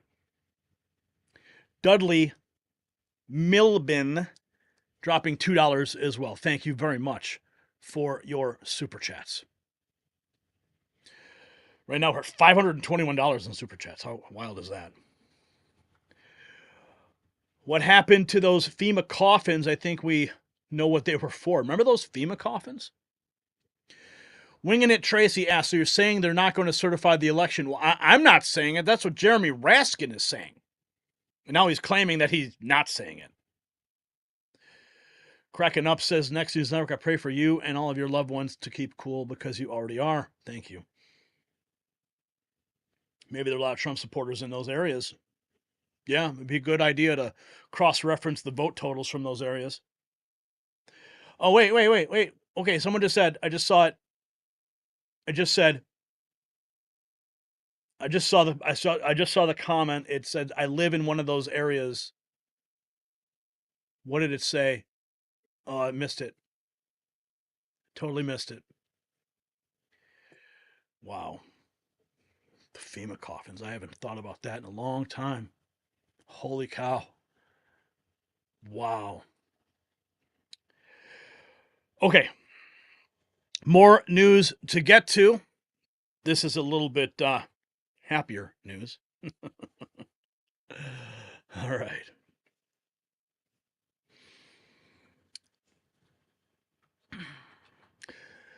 My friends, things are falling apart at CNN and MSNBC faster than anyone could have predicted. Just 1 week after Trump's victory, the mainstream media's house of cards is collapsing. MSNBC's ratings have plummeted more than 50%, forcing Comcast to put the entire network up for sale. CNN is announcing massive layoffs, but here's what's really interesting. Reports are surfacing, ready for this, that Elon Musk is considering buying MSNBC. Imagine that. The man who saved free speech on X now potentially taking control of one of the largest propaganda machines in America. And you know what's really aging poorly? The mainstream media's credibility. And speaking of aging, let me tell you about something that's actually proven to work. Unlike these failing networks, this collagen supplement delivers real results. Scientists found that after age 20, your body produces 12% less collagen each decade. That's why I use this revolutionary formula. Combines 5 critical types of collagen. Visit healthwithgary.com now. Get 51% off plus free VIP health coaching, a free ebook on skin health, and free shipping. The offer won't last long. Click the link in the description. So, good news to report. Mainstream media is absolutely collapsing. And remember that, what was it, like $1.3 billion that Kamala Harris wasted on her campaign? She's now $20 million in debt. Well, we're learning now that the fraud of that campaign is getting bigger. Kamala Harris' presidential campaign delivered a stunning $500,000 in donations to Al Sharpton's nonprofit organization just prior to a glowing interview with the candidate on MSNBC. So Al Sharpton runs a little nonprofit, gets a $500,000 donation from the Kamala campaign for a glowing interview next. Talk about phony and staged. Fake news, MSNBC suffering a massive ratings crash after Trump's victory. It could have happened to a more deserving group than the Morning Joe team of Joe Scarborough and Mika Brzezinski, as well as Joy Reid and the other network comrades. Look at these numbers. Joy Reid is down 54%. Ari Melber down 49%. Chris Hayes down 47%. Alex Wagner down 53%. Morning Joe down 39%. Stephanie Rule down 67%. Andrea Mitchell down 39%. Those numbers are absolutely devastating. Their viewers are abandoning them in droves, probably because they've been lied to. They're finally realizing, man, these people lied to me. They've been lying to me for the entire campaign. But for me, I celebrate Joy Reid's demise. 54.6%. Oh, she's probably the worst of all of them. I mean, Chris Hayes is pretty bad. Morning Joe, I mean, they're all really bad. But Joy Reid, she's the worst of the worst. Speaking of Joy Reid, it's not even funny how out of touch she is. She's easily one of the most hateful pundits in the media. She just disrespected a combat veteran and a selfless American patriot who's dedicated his entire life for our country. This is why MSNBC is in the tubes. Car, and former and future president is moving quickly to fill the clown car and round out his cabinet before he changes his mind and fires them all. Moments ago, Trump announced that he has selected Fox Weekend morning show host, you can't make this up, Pete Hegseth, to serve as Secretary of Defense. Yeah. So she's already out trashing. The propaganda machine, fake news CNN, is going to axe their top people. Nothing can stop what's coming. Don't be the enemy of the we the people. CNN is dead. MSNBC is dead too. Comcast considering selling MSNBC as their ratings have plummeted over 50%. Elon Musk should buy it, make it Musk Watch TV. This is the headline from the Daily Mail. CNN will axe top stars in layoffs. That'll see hundreds fired as ratings continue to tank. This just breaking. And of course, we have Joy Reid. We have more. Let's continue. Elon Musk, this is from Matt Wallace. Elon Musk is reportedly considering buying MSNBC from Comcast. Wouldn't that be something to see? Megyn Kelly now predicting that MSNBC will fire the racist Joy Reid for saying Trump will deport brown people, stating that she wants a race riot. Yeah, I mean, with the hate that's spewed from Joy Reid on those airwaves, on those cable channels, I don't know what else she would be trying to inspire. She's not inspiring hope. She's not inspiring change. She's inspiring hatred towards her fellow Americans on that channel. Michael Knowles, 6 hours ago, CNN and MSNBC crumbling. New York Times and WAPO admitting podcasters are the future. President Trump has a historic opportunity to reset the GOP's relationship with the media. The next White House press secretary, I hope it's Alex Jones personally, should redistribute the briefing room seats from waning liars to the outlets that now influence people. And this is the proposed White House seating chart. And it looks like in the back of the room,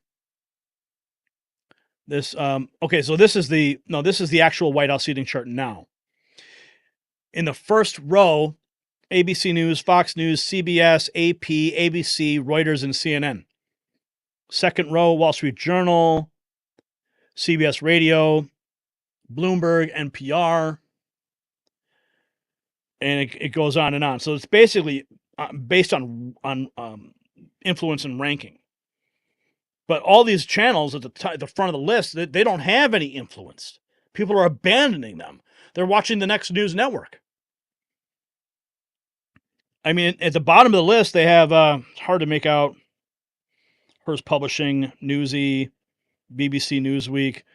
Second row, you have Newsmax, Al Jazeera, Yahoo. So imagine if they put like real people up in front.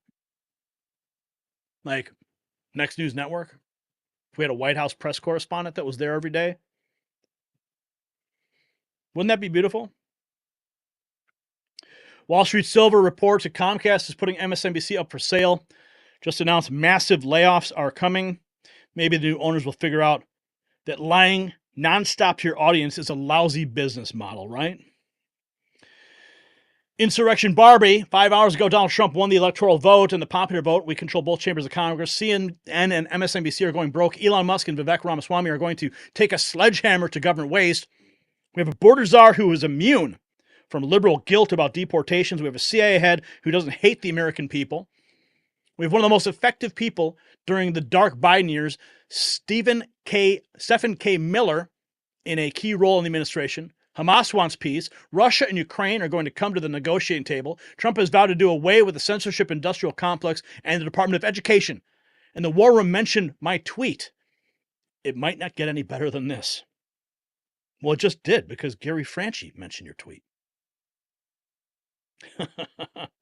Since MSNBC ratings have cratered 50% since the election, who wants to see this dude get canceled? Oh, yeah. Rachel Maddow? Oh, I would love to see her launch a podcast that no one listens to. Jack Posobiec, listen to what he had to say. He says he's putting together a team of investors in Palm Beach to discuss purchasing MSNBC. Let's listen. Up pretty soon. There's a lot of speculation that Poso's down here because I might be working with the transition team, but I want to just put that to bed right now and say, no, that's not why I'm down here in Palm Beach. The reason I'm here, Steve, is that I'm putting together a team of investors, and, we're taking a look at a certain property that's going to be coming up pretty soon. We're looking at purchasing MSNBC because I'm telling you, that thing is going up in a fire sale, 50% down in ratings. Joyanne Reed down 60%. So the way I look at it is, hey, this is prime position. Jack Posobiec, CEO of MSNBC 2025. We're going to call it MSNBC 2025, and I'm going to be the main primetime host. What do you think? By the way, we're going to keep Joe and Mika. We're going to keep Joe and Mika. We're keeping them. Keeping Joe and Mika. Yeah, just keep him so you can make fun of him every day in the break room. That would be awesome. Here's more. This is live from America TV. Comcast is selling MSNBC because ratings are in the toilet. If Elon Musk bought it, he could literally add Alex Jones, Tucker, and anyone else who is railroaded by mainstream media and big tech. I'd be willing to do a show too. We are truly making America great again. Let's hear what Live from America had to say.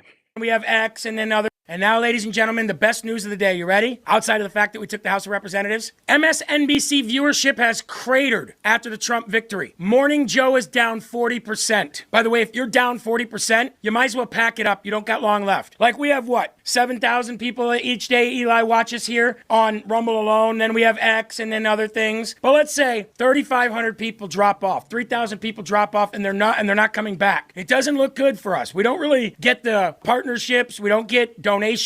We're stagnant, right? Check this out. Slow Joe Scarborough and Morning Mika down 40%. Joyless Reed down 55% because nobody's buying what she's selling. And Comcast, that owns MSNBC, is looking to spin off the channel for a potential sale. These numbers are absolutely brutal, ladies and gentlemen. According to Fox Business host Elizabeth McDonald, MSNBC's viewership was completely collapsed. Even liberals don't like to be lied to. Now here is some of the numbers. Nielsen ratings, which is the guideline for music and TV and movies about how much they're being viewed, listened to, or watched. Ratings plunged at MSNBC since Trump won. Practically every day, practically every show. Morning Joe, down 40%. Morning Joe second hour, down 37%. Andrea Mitchell, down 39.7%. Ari Melber, down 49.6%. Joy Reid, down 54.6%. All in with Chris Hayes, down 47.2%. Alex Wagner tonight, down 53.6%. Ready for this? Lawrence O'Donnell, down 60.6%. Wow. And Stephanie Rule, down 67%. It's so bad that Comcast, as Donald Trump calls them, is looking to spin off and away from NBC and its cables for potential sale. Hey, Elon, I have an idea. Buy MSNBC. Buy MSNBC today and put Fox News out of business. Actually, better yet, Elon, buy MSNBC and put the people that run these big podcasts, put them as the anchors. Put them as the hosts of shows. Bring the podcast world to mainstream media world, collide the two, and absolutely take over. Eli, what do you think of that idea? Ooh, that is genius with a capital G, baby. Let's do it, Elon. We are calling to you now. Let's do this, baby. Eli, we need to put the Elon Musk light in the sky, right? The Elon Musk silhouette of his face in the sky. We need Elon to buy MSNBC and gut it, rebuild it. Put people like Alex Jones on mainstream TV, right? Put people like Tucker Carlson back on mainstream along with their shows on Twitter, right? Just give them like 1 hour on that network. People that have been absolutely banned out of existence. I'll go on there. Give me an hour on I'll do my show here and I'll do an hour there just to be there. Elon Musk. I want everybody here to tag Elon Musk and tag LFA TV US on X and say, timestamp this part of the show and say, Elon, this would be huge. Okay, this would be the biggest thing in the world since you bought Twitter. Buy MSNBC. You could probably get it for a fraction of the cost. Wow. Hey everyone, thank you very much for watching. You know, I just stumbled across that live from America. I like the energy there. Definitely like what that guy is selling. Jeremy Harrell is that right? Harrell, or is it Merrill? Hard to see on that screen. Wow. Definitely like that guy. Juanita Broderick, she was celebrating the news today. Best news today, MSNBC is for sale. Comcast is set to put MSNBC on the market. CNN axing its top stars. Benny Johnson posting this. It's not just the mainstream media that's crumbling. The Marxist far-left cultural influence is also crumbling. This TikTok influencer chick with millions of followers telling her audience, I'm no longer stupid, brainwashed liberal. I don't give an F about your identity politics. I voted for Trump. And this is one of the reasons why no one's watching those channels anymore, because the next generation is getting all their news from the influencers on TikTok, on Instagram, on YouTube, and on X. Brian, go vertical with this one. I'm crashing out. I don't care. It's happening. I'm crashing out. I'm crashing out. I'm done, okay? I blew up on this godforsaken clock app when I was like 19 or 20 years old, okay, back then. Keep in mind, it has been 4 to 5 years and life has hit me like a fucking truck, okay? I'm no longer the stupid brainwashed liberal that I used to be when I was 19. And I am being hated on so much for simply changing sides. And I'm done. I'm so tired of my old fan base. I don't give a fuck about your identity politics. I voted for Trump and I hate fat people. Wow. So the collapse is all around, folks. Elon Musk buying MSNBC. I'd love to see it. Jack Posobiec putting together a team. Now, the mainstream media's collapse isn't just about ratings. It's about the death of controlled information. As these networks crumble, a new era of truth-telling is rising. Tucker's success after leaving Fox proved that the people are hungry for real journalism. Hell, we have been putting out real news on this channel since 2012. Everyone else is just following along. And now with potential buyers like Musk circling MSNBC, we could be witnessing the complete reformatting of American media. So here's what I want to know from you. If you could put any truth teller in charge of CNN or MSNBC, who would it be and why? Drop your answers in the comments below. Yeah, baby. Yeah. All right. I think I saw some super chats come through. Okay, where are we at? Okay, Northern Pike, we saw that. Dudley, okay, we got Resto Guy. What's up, Resto Guy? $10. The fight is not on Trump's shoulders. It's on our shoulders. Now, we, the people. That's right. We have a commission from Benjamin Franklin. When the woman walked past after they had drafted this Constitution, and she says, Benjamin, what have thou wrought? And he says, a republic, if you can keep it. That is our charge, to keep the republic. And we are doing that here every single day with you. Mountain Goddess dropping a $5 bill. Hey, sweetie, sorry, but I have to correct you. It's Jamie Raskin, not Jeremy. That's okay. I mess up names. Jamie, I have been saying Jeremy, haven't I? Jamie Raskin. My bad, Mountain Goddess. Thank you for, you dropped $5 to give me a correction, and I appreciate that. I don't know why I said Jamie, but I guess because it sounds similar.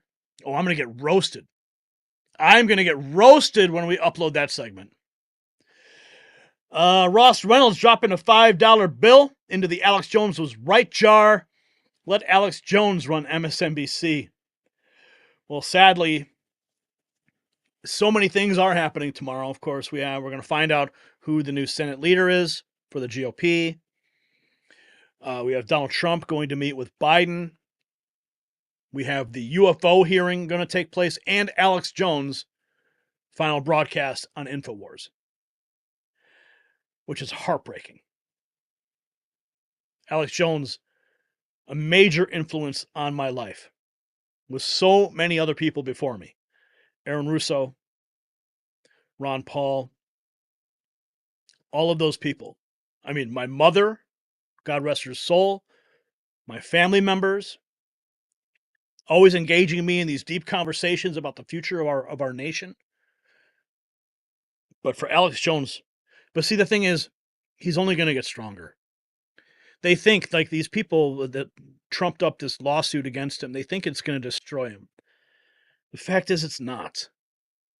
You cannot kill an idea. Ideas are bulletproof. And that's all that Alex spits, is truth. He spits truth, and he destroys narratives. He breaks stories. That's what Alex does. Doesn't matter if he's talking to a cell phone on a live stream on X. It doesn't matter. Yeah, he has all, maybe, he's got all those big desks and the big lights and everything else. It doesn't freaking matter. What matters is what's in here, in your heart, in your mind, and what comes forth from your tongue. Because life and death are on the tongue. Alex Jones knows that. So it doesn't matter. It doesn't matter how many microphones or cameras and lights are all around him. He will rise like a phoenix from the ashes of the war against InfoWars. And when he does, he will be more powerful than ever. He will be like Obi-Wan Kenobi. Oh, yeah. Alex Jones will be like Obi-Wan Kenobi. Strike me down and I will be more powerful than before. Darth Vader can come in there and strike him with his lightsaber. Alex Jones will be everywhere. And there's no stopping him. So tomorrow, his final broadcast. He said he's going to broadcast until the very end. He's going to go down with the ship like a good captain. But he has a lifeboat, and it's ready to set sail. Buckle up.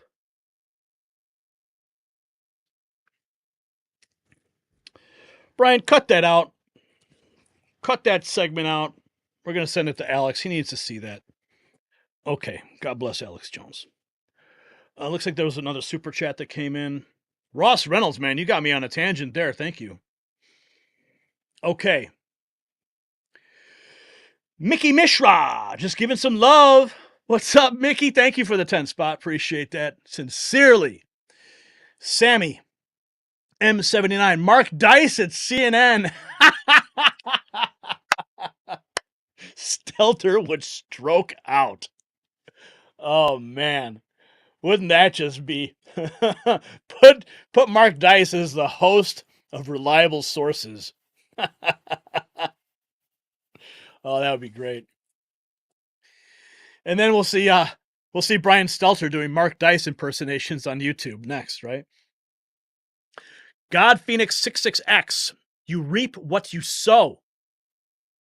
The Radical Communist Party have earned their bad karma. Thank you for the $5. Appreciate that. Joseph Wilson dropping a 20. Wow, you guys are on fire tonight. Must have got paid. Raskin represents a state of mind, not a state in the union. Yeah, ain't that true? Wow. Okay. Let's get to our next battle of the night. And we will continue. Next segment. The battle for the soul of the Republican Senate reaches its climax tomorrow, or today, depending on when you're watching this. And what's happening behind closed doors is absolutely shocking. Rick Scott has emerged as the America First champion, ready to demolish the old guard. But here's what they don't want you to know. GOP senators are being threatened with having their secret ballot leaked if they dare support change. McConnell's machine is working overtime to maintain control, but something unprecedented is happening. Trump's visit to Capitol Hill could change everything, and the establishment is terrified.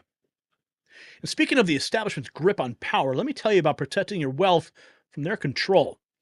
Our country's national debt has surpassed $35 trillion. The U.S. is borrowing just to pay back the interest that we owe, furthering a deeper hole to climb out of. Meanwhile, gold has surpassed $2,400 an ounce. So if you have funds sitting in a low-interest bank account or 401k IRA retirement account, call my friends at Global Gold Investments, America's leading conservative precious metals dealer, and receive absolutely free their new 2024 Protect Your Wealth and Retirement Guide. Call that number on the screen. 888-700-4148. Mention Next News and receive their 5-star customer treatment, along with a complimentary portfolio analysis. Operators are standing by. 888-700-4148. Or visit the link in the description of this video. Just tap more below this, below the video window. Remember, if you don't have gold, you don't have wealth. Okay, so let's get into this. Lots of news breaking. GOP senators are being threatened with having their Senate majority leadership votes leaked if they hold a secret ballot, according to aides. This is the email that was leaked. The people do not want your senator's leadership vote to be secret. Voters are watching closely. Rick Scott is what they're instructing for the vote. Yours truly. Secret vote bad, very bad. Tea Party Patriots. America just sent Donald Trump to Washington with a mandate for change. In order to achieve change, we need new leadership in the Senate. Please call your GOP senator and tell them to vote Senator Rick Scott for Senate leader. 202-224-3121. Ask for your senator and tell them where you stand. This is how our government works. They have a phone, and you can call it. This is the public number. I'm not doxing anybody, okay? Scott for majority leader. Here is Rick Scott saying he will win the Senate. He says he's going to win it. I've been talking. You are going to run. Two other. I'm going to run, Larry. I'm going to win. And here's why. I've been talking to my Republican colleagues. Guess what? They want change. They know that Trump has a mandate. They want to be part of that mandate. They want to be treated as equals. They want to be part of a team. They want to have a working relationship with the House. They know I've got a great working relationship with Trump, with Speaker Mike Johnson. They know I'm a business guy. Business guys get things done. We create a plan. We work our mission. We measure things. We create teams. That's exactly what we want in the Senate, and that's why I'll be the next majority leader, and we're going to get Trump's agenda accomplished. That's what we need. We do not need a Paul Ryan type. He was the biggest roadblock during the first administration. Laura Loomer, she posted this a few days ago. Actually, it was before the election. Let's listen to her take on this prior to the victory. 2024. John Thune and John Cornyn have been stunningly disloyal to President Trump, with John Cornyn actually saying that Trump can't win. Let's put that screenshot up on the screen for everybody to see what your other Senate GOP colleague said. And here it is. Cornyn says Trump can't win in 2024, and the general election by that time has passed him by. The senior senator from Texas did not say whom he'll back in the 2024 Republican primaries, but that electability electability is key. So John Cornyn then said that Donald Trump is not electable. He said electability is key and that Trump cannot win. We have a photograph of John Cornyn on Trump Force One with President Trump just this last week. Let's go ahead and get that photo up here so people can see it, just to show everybody how, unfortunately, some members of President Trump's campaign team are allowing for these traitors and these rhinos to occupy the president's space. It says, glad to welcome President Trump to Texas. So why do you think all of a sudden John Cornyn has this sudden about face? He went from saying that Donald Trump was not electable to now taking selfies with him on his airplane in Texas, saying that he's so happy to be welcoming to Texas. Do you or do you not think that John Cornyn is an opportunist? Wow. Well, first off, Trump was always going to win. I mean, if you look at our lifetime, nobody's been able to build and the following that Trump has built, and the reason is because he's a fighter. I never understood why anybody didn't support and didn't believe that Trump was going to win and support him.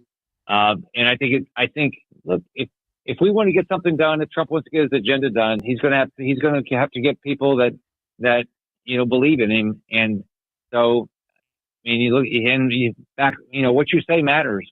Exactly. And so I wasn't able to find any anti-Trump statements from your account, but Senator John Thune, who thinks that he's going to be the next Senate GOP leader, he also said that we need to immediately have Donald Trump be removed from the ballot and replace him with Mike Pence. So I'm going to go ahead and show that screenshot of that tweet from the senator. Let's get that tweet up on the screen, please, so everybody can see what the senator said. But what do you think about that statement that we need to remove Donald Trump and replace him with Mike Pence? Here we go. This is a tweet I posted. You can see here it was from October of 2016. So when Donald Trump was already the general election candidate with just weeks to go against Hillary Clinton, John Thune said Donald Trump should withdraw and Mike Pence should be our nominee effective immediately. What are your thoughts on that? Sounds like what the Democrats did with Harris, right? Exactly. So yeah, it's. I mean, it doesn't make sense. I mean, what that we would have done, we would just been the precursor of what they did with Harris, who never won didn't win one primary. She won one primary in 20, and she didn't win one primary in 2024. Johnson. Wow. And we have more Josh Hawley now backing John Cornyn for Senate GOP leader. That was 4 days ago. Cornyn famously abandoned Trump during the primary. I have a feeling Josh Hawley is going to change that vote last minute. Certainly hope that he does. Here is, this is from David McIntosh. Had a great conversation on Mornings with Maria endorsing Senator Rick Scott. Let's listen. President Trump. So tell us, who are you supporting to be Senate leader? We're definitely supporting Rick Scott. He is the voice of change in the Senate. He will be the most effective leader at implementing President Trump's agenda because he believes it. He will stand there and tell Chuck Schumer, you can't keep people like Dave McCormick out of this process. He will stand up for the new Republicans that the American people sent to Washington and work with President Trump to get the changes done that the American people want to see and they want to see done right away. The great thing about Rick Scott is he knows both the Senate, he knows the executive branch as a former governor, and he has been a solid conservative across the board. I think the key thing is going to be to realize, for these senators to realize, people voted for a change. You can't have the old guard just change, shuffle the chairs on the Titanic and say, well, we're going to have the next guy who used to be doing this still do it now. Because the American people don't want that. They rejected the dominant press in this country. They rejected the Democrats' billion-dollar campaign and said, no, it's time for a change in Washington. And Rick Scott really does represent that and knows how to get things done in that leadership position. Let's just pray that he gets in, man. We cannot afford to have any roadblocks. And these senators, if they try, they're going to get primaried. The American people are going to be very upset that These senators are ignoring the mandate. But any senator that votes against Rick Scott is basically voting for the establishment. They're voting for the deep state. They're trying to protect the intelligence apparatus. That's what it comes down to with the Senate Intelligence Committee. Here's Representative Anna Paulina Luna just a few days The ago. senators answer to the fact that these senators declined to come onto your show and Rick Scott was the only one here making the case to the American people, I think just goes to show that these people are going to indeed continue Mitch McConnell's direction and leadership for the Senate, which is simply unacceptable. We need strong leadership that won't repeat 2016 and block President Trump's agenda. That's why I've publicly come out to endorse Senator Scott. But remember, the American people can make their voices heard. The senators answer to you. So phone your senator and let them know that you don't want the same Mitch McConnell leadership. We don't want the revenge of the Sith Lord here in the Senate. And I think that Rick Scott has a chance at winning this thing. The fact that these senators... We don't want another Sith Lord. Oh, that's beautiful. Let's see what else have we got. Okay, this is good. This is good. This is Tom Fitton. I love this guy. Tom Fitton. Here's what he had to say just 16 hours ago. I'm Tom Fitton. I'm president of Judicial Watch, America's leading government watchdog organization. We have a simple request for Congress: do your job. It's not enough to do investigations and reports. We need to stop the government corruption and abuse that is so concerning to the American people. In this new budget fight, or basically the old budget fight that we're being asked to pretend is new, there's an inflection point. Are we going to continue to fund Republicans in the House the wild abuse by the Biden administration of its political opponents, the mass censorship of tens of millions of Americans, the border invasion we've heard so much about, and the other wild abuses of power that are right now fully funded with Congress? And I don't know what we're talking about with a clean CR.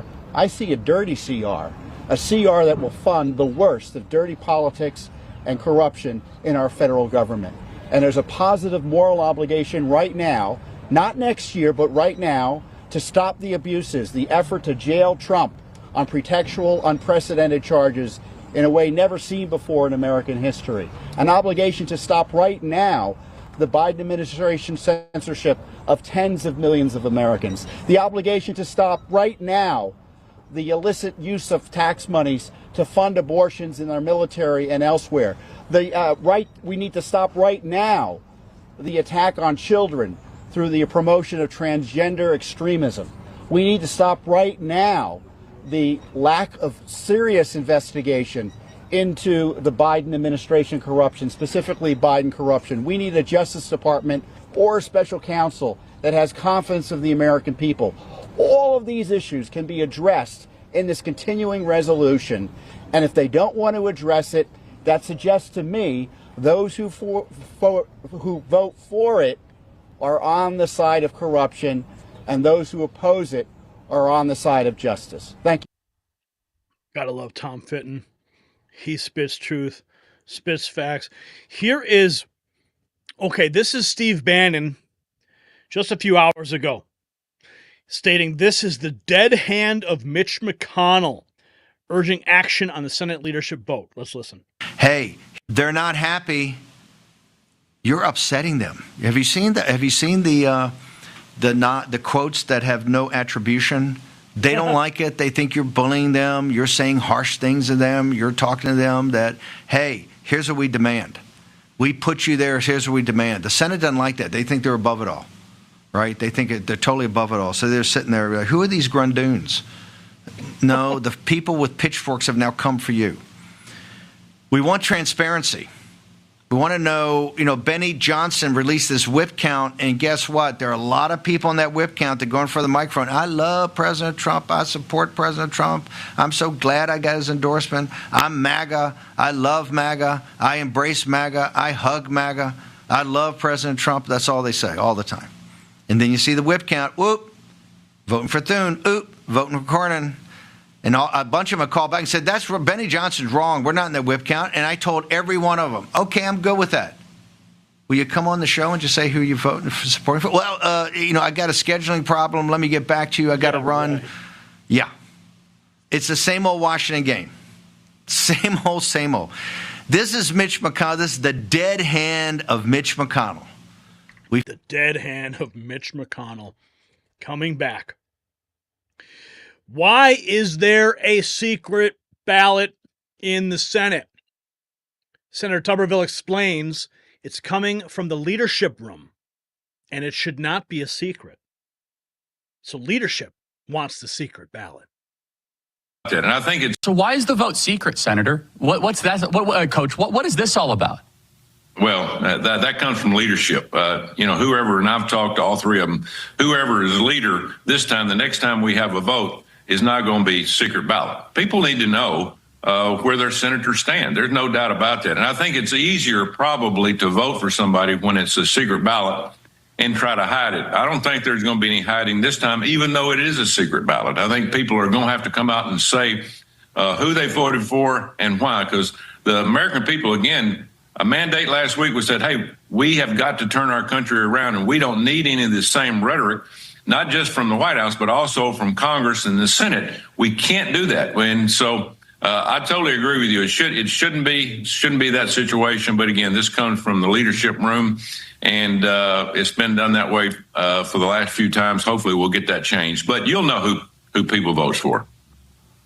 I really hope so. I mean, just when you guys were selecting team captains at your championship football programs, did you guys do secret ballot? No, we wanted everybody to know who, to man up, to vote their opinion, to vote their voice. Up here, every vote we have on the floor, everybody knows how you vote for any kind of bill or any kind of confirmation. Should be the same thing when we vote for leaders in our conference. So why is... Absolutely. No need for secrecy. 100% transparency is what's required. Delaying the vote. 8 hours ago, we're hearing that Senator Ron Johnson announces he will push for a delay in the Senate leader vote as Trump is set to visit Capitol Hill. I think so, and that's why I'm going to be, I think others are going to be asking for delay in that vote. Again, that is, I mean, it is grotesque the way that came down. Last minute as we're leaving town, it's announced we're going to be voting Wednesday morning. Go, what? We're going to be in town for less than 24 hours. No discussion, no candidate forums, no nothing. Just, I'm sure McConnell figured he had, whoever he wants, grease the skids and just do it before anybody even notices. Yeah. Well, I think the American people do it before anyone notices. Senate Republicans are supposed to elect new party leader for the first time in nearly 2 decades. Washington Times. House Republicans on Tuesday demanded that each member of President Biden's cabinet preserve all relevant documents and communications, a move that signals future investigations into the Biden administration.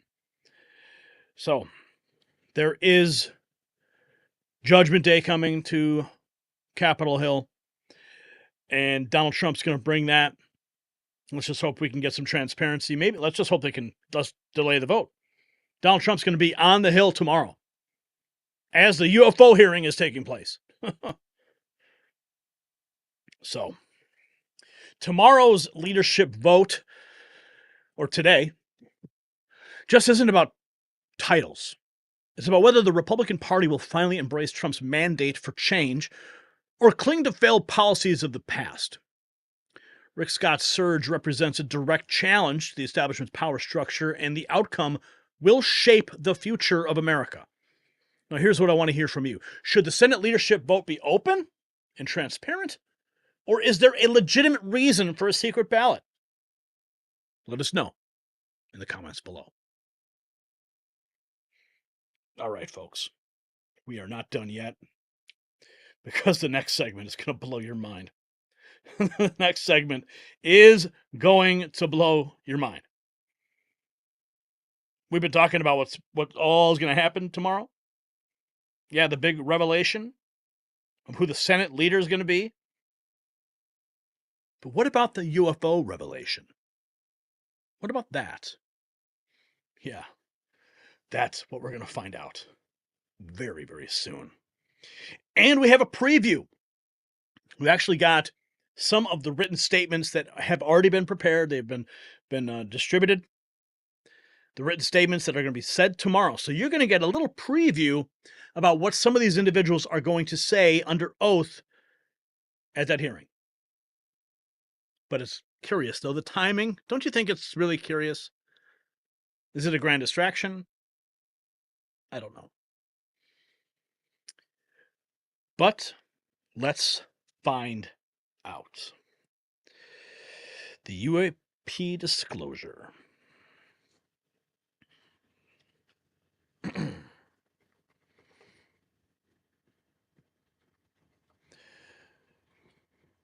Isn't it interesting that just as the Senate holds its secret leadership vote, Congress schedules a bombshell UFO hearing? But what they didn't count on was our military sources confirming this isn't just another distraction. This is the real deal. Former DNI and new CIA Director John Ratcliffe is about to blow the lid off of an 80-year cover-up. Non-human technology, recovered craft, biological evidence. It's all coming out. And with Trump's promise of full disclosure, the deep state's carefully constructed UFO narrative is about to shatter. While we're talking about shocking revelations, here's one that will really get your attention. Most guys think their testosterone is being drained by aging, but there's something far more sinister at play. One common food, something that you've been told is healthy, is actually crushing your T levels. Head over to sculptnation.com/NNN to watch V-Shred's free video exposing this testosterone-killing food. This one simple change could transform your energy, your motivation, and physical performance. The truth about this food will shock you. So click the link below or just visit sculptnation.com/NNN after this report. Now, 4 days ago, the news broke. We posted on our X account. And if you're not following us on X, you need to follow us. Brian, do we have any X-Files music for this segment? Wouldn't that be great? Congress is about to expose unidentified anomalous phenomena in a bombshell hearing, so set your clocks. November 13th, 11:30 a.m. at the Rayburn Office Room. Brian, we need to stream that. Mark it. Let's get it done. National security, border chaos, and foreign threats are all on the line. The truth might finally come out. 15 hours ago, Representative Tim Burchett, this is his official X profile. Arrogant bureaucrats in D.C. spend your money and withhold information on UAP while our nation's best pilots give a different story. How does the government expect to gain our trust when they don't trust us with the truth? Here is Representative Tim Burchett on News Nation just hours before the hearing. The best pilots in the world that are our pilots are telling us these things are flying in close proximity to their aircraft. I had one tell me this thing flew 14 feet away from my canopy, and he held up his hand like that as it is to mimic where it was. So, and then we have these bureaucrats arrogantly tell us that we don't know what we're talking about, and then when we ask them about specific instances like the one you're showing right there, they look down at their papers and say, we have no information on that. So it's a completely compartmentalized, arrogant bunch, and I'm hoping President Trump fires a lot of people and puts some people in there that trust the American public with the truth. Now, I was listening to the Patrick but David podcast, the PBD podcast. He had a guest on. I forget the name, but he was one of the people in charge and still is in charge at the Pentagon of all the alien stuff. Amazing podcast. I encourage you to go check it out. Maybe I can find it in a little bit later. But let's get into some more of the information regarding this. Inside the Beltway, UAPs return to Capitol Hill with joint House hearing on Wednesday. This is 1 day ago. UAP James Tim Gaudet says the Department of Defense and the intelligence community has evidence of a new nature of reality. The American public has a right to know, and he will be testifying at the House Oversight UAP hearing. Let's not disclose the classified information technology-wise that we're learning about UAP. I'm okay with that. We don't want that to go to the American public or our adversaries. But the American public has a right to know the new nature of reality we know, and that the Defense Department and the intelligence community has realized and has evidence of. That's not fair to the American public or the global citizenry at large. So I think this is what has to come out. Let's not disclose. So he doesn't want to disclose the technology because of the sensitive nature with weapons and whatever. But he does want to disclose the nature of this reality. Now, there's a lot of debate. Are these aliens? Are these demons? Is it Nephilim? What is it? You know? Could God create a race that we don't know about? Certainly can. He can do anything. So there's, of course, the spiritual implications, religious implications for these things. Doesn't change the fact that Jesus Christ died on the cross, rose again on the third day, and is my Lord and Savior because of his spilled blood. That doesn't change that fact. Okay. Tim Burchett dropping legislation that will protect UAP whistleblowers. We need people who have the courage to bring truth to light, and they need to know they'll be protected when they do. So Tim Burchett's really the tip of the spear in this entire operation for disclosure. And he wants to protect these whistleblowers, so they will come forward. Now, Dr. Disclosure. This is the written testimony of Luis Elizondo for the U.S. House Committee on Oversight and Accountability, Subcommittee on Cybersecurity, Information Technology, and Government Innovation. This is his written testimony. You will hear, you hear it now. You can hear it first before that actual hearing. So I'm going to tell you, this is what he's going to say. Greetings, Chairwoman Mace, Chairman Grotham, ranking members Connolly and Garcia, and members of the committee. It is my honor and privilege to testify before you on the issue of unidentified anomalous phenomena, formerly known as UFOs. On behalf of our brave men and women in uniform and across the intelligence community, as well as my fellow Americans who have awaited this day, thank you for your leadership on this important matter. Let me be clear. UAP are real. Advanced technologies not made by our government or any other government are monitoring sensitive military installations around the globe. Furthermore, the U.S. is in possession of UAP technologies, as are some of our adversaries. I believe we are in the midst of a multi-decade secretive arms race, one funded by misallocated taxpayer dollars and hidden from our elected representatives and oversight bodies. For many years, I was entrusted with protecting some of our nation's most sensitive programs. In my last position, I managed a special access program on behalf of the White House and the National Security Council. As such, I appreciate the need to protect certain sensitive intelligence and military information. I consider my oath to protect my secrets as sacred and will always put the safety of the American people first. That said, I also understand the consequences of excessive secrecy and stovepiping. Nowhere was this more important than in the aftermath of 9/11, which many of us remember all too well. Luis Elizondo, I think this is the guy who was on the PBD podcast, but he says UAP are real, and the advanced technologies are not made by our government or any other government. That's what we got. That is the advance testimony you heard here first.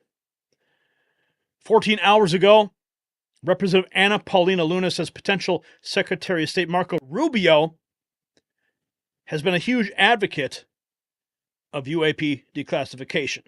As the Secretary of State, he's actually been a huge advocate in declassification of that. But I think that if you look at the world, if you look at the galaxies in just a bigger picture, I don't see how there's not life on other planets. I'll just leave it at that. But you guys have to tune into the hearing tomorrow. It's going to be pretty awesome. Yeah, it's going to be pretty wild.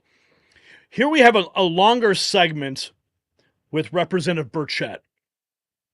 And he states that Trump will disclose it. Trump will reveal to the American people the existence of UFOs. In my conversations with President-elect, I'm convinced that's what he wants and that he trusts the American public. Let's listen to this. Republican Congressman Tim Burchett of Tennessee, he introduced the UAP Transparency Act. You will be at this hearing. I appreciate you taking the time tonight. Thank you, ma'am. I want to start with what you expect to hear this Wednesday. Do you think that Americans will learn new information about UAPs, or are you expecting massive revelations on Wednesday? I think we're going to learn some things. It's peeling back the layers of an onion.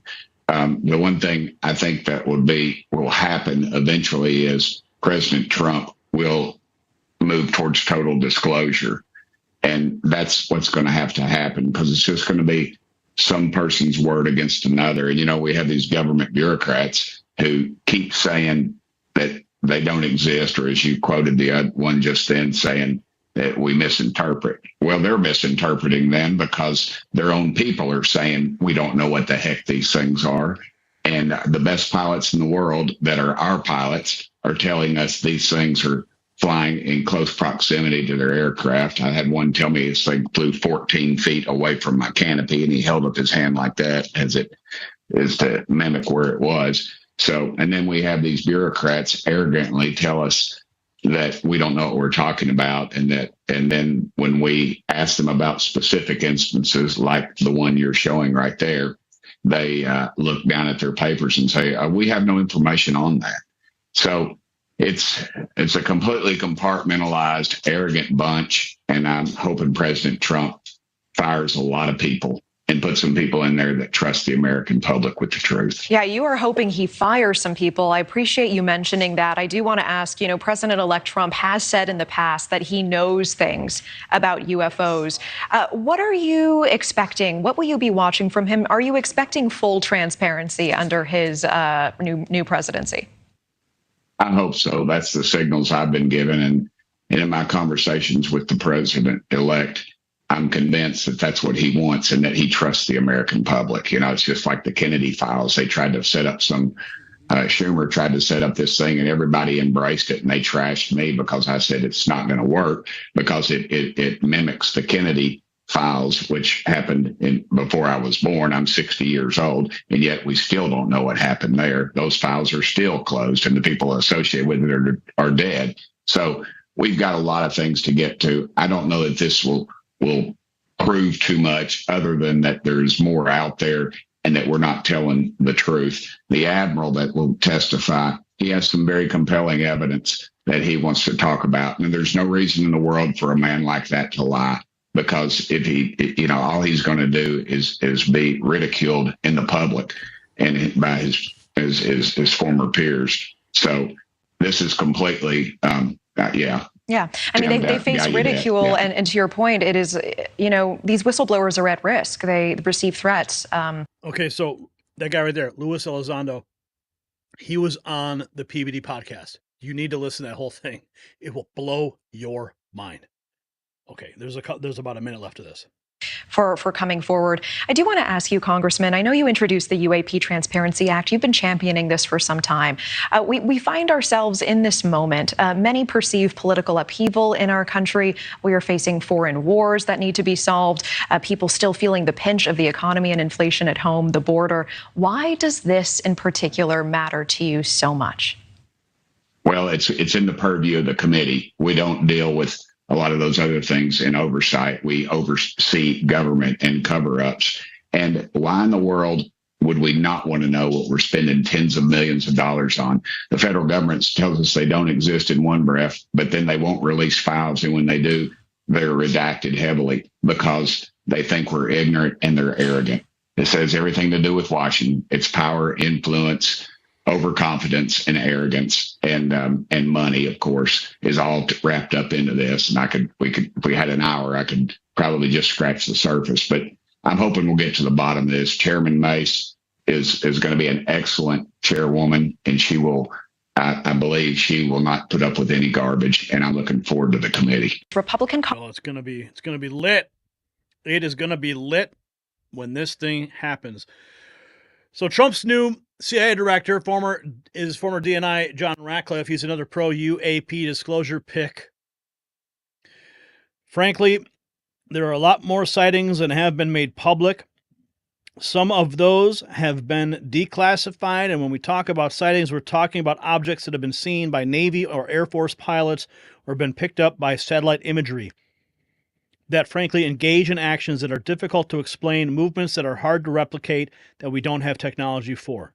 I want to get this information out and declassify it before I left office, but we weren't able to get it down to an unclassified format that we were able to talk about quickly enough. Well, now he's going to be the head of the CIA. Buckle up, folks. The disclosure is coming. Here is, this was published a day ago. This is, I believe, from the previous UAP hearing. CDR David Fravor testified at the last congressional hearing on UFOs, and now he will have a second chance. If you're interested in the ground truth, watch this clip intensely. Listen. Technical report. What is shocking to us is that the incident was never investigated. None of my crew were ever questioned. Tapes were never taken. And after a couple days, it turned into a great story with friends. It wasn't until 2009 until Jay Stratton had contacted me to investigate. Unbeknownst to all, he was part of the ATIP program in the Pentagon led by Lou Elizondo. And there was an unofficial official report that came out that's now on the internet. George, do you have a technical report on the Tic Tac UFO generated by an intelligence agency that is not classified? And if you do, why can't you give that to Commander David Fravor?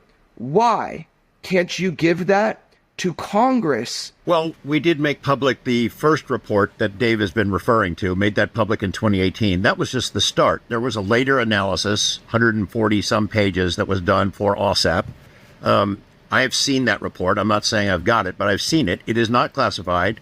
It's highly detailed about the capabilities of that craft based on sensor data, witness statements, a whole range of sources of information. And yeah, it would be great. It should be public, but it's not mine to release. Information gets shared with you under conditions sometime. And if you either have to follow those conditions or burn a source. And once you burn them, you'll never get information again. So we've got more. This is going to be a huge disclosure. 11 hours ago, Truth Poll on X. You're about to find out that Roswell UFO crash was absolutely real. They've been reverse engineering UFOs since then while lying to the public for more than 8 decades. Here's former DNA John Ratcliffe, who's now been selected as CIA director, making comments regarding David Grush's testimony about NHI biologics. 3 UFO whistleblowers. They testified before the House Oversight Committee this week. Here's a bit of that. Watch. Did you have any personal knowledge of people who have been harmed or injured in efforts to cover up or conceal these extraterrestrial technology? Yes. Personally. Have anyone been murdered that you would that you know of or have heard of, I guess? I have to be careful asking that question. I directed people with that knowledge to the appropriate authorities. Do we have the bodies of the pilots who piloted this craft? As I've stated publicly already in my News Nation interview, biologics came with some of these recoveries. Yeah. Were they, I guess, human or non-human biologics? Non-human. And was this documentary evidence, this video, photos, eyewitness? Like, how would that be determined? The specific documentation I would have to talk to you in a skiff about. John, you and I have spoken about this in the past. This is pretty extraordinary stuff. Unidentified flying objects have been seen. Biologics have shown non-human body parts, and people may have been murdered because they tried to hide this. What can you tell us as the former director of national intelligence? Well, Maria, you and I had a conversation more than 2 years ago about this as I left my position as the director of national intelligence. And I said, look, the government has more information than it's sharing. And that was, I thought that a report that was going to come out after I left would have more transparency, which was needed. Unfortunately, the Biden administration made the decision to really not reveal much. And now you end up with House Republicans having to have these public hearings to talk about more of this information. I will say this, I believe there should be more transparency on this issue. But not full transparency. I mean, the primary role of the federal government is to provide for the common defense. And, we don't share all national security information with the American people. But the government should have done a better job of putting out some of the things that you and I talked about, that I said, look, there are things that we can't explain, and that there are more sightings than are being reported. And, had the government managed this a little bit better, it wouldn't be as controversial. Do we know where these UFOs are coming from? Well, like I said, there's a lot of things that are unexplained. I mean, Maria, I've gone to the edge of, talking about information that's classified. I can't go over that line. This current administration would love nothing more than for me to trip over a classified information line. I just think that we could have put more information out to talk about all of that. The fact that these conversations are being had on mainstream media is pretty wild. I mean, this is stuff that you normally see like in the corners of the History Channel or something like that. But now we're going to have a second hearing on this. Engaging. This is Ross Cathcart. Expect the CIA Office of Global Access to be forced to admit within months. See why admitting the existence of a non-human intelligence engaging with this planet, something that is categorically denied by the Pentagon. And remember that. Remember that in a few months' time when the Pentagon is forced, and I suspect it will be, into a grovelling admission. How are they going to justify their behaviour? How are men, primarily men, and officials in the CIA's Office of Global Access going to explain the fact that they have egregiously, criminally, illegally lied to the public and to the president and to the Congress about a simple thing like the existence of a non-human intelligence? I don't... Wow. Oh, we're not done yet, folks. Take a look at this. This is footage from September 10th, 2014 in San Diego, California, captured by a DOD contractor, Rick Ybarra, over his home in San Diego. It is one of, if not the clearest UAP videos to date. This may be the footage in the public domain of a crystal clear UAP. Look at that. Look at that thing. Zooming into that, like, what is going on here? And it's got these, like, appendages. Could it just be some kid flying a drone? I don't know, man. Former Air Force intelligence officer David Grush reportedly had top secret meeting with Wall Street bigwigs and CIA officials where he claimed his sources worked on a 40-foot UAP. This appears to be the Joe Rogan podcast, maybe? People. Are we alone? Well, the answer is we're not alone. And I know that with 100% certainty, which as an intel officer, you never say 100%, but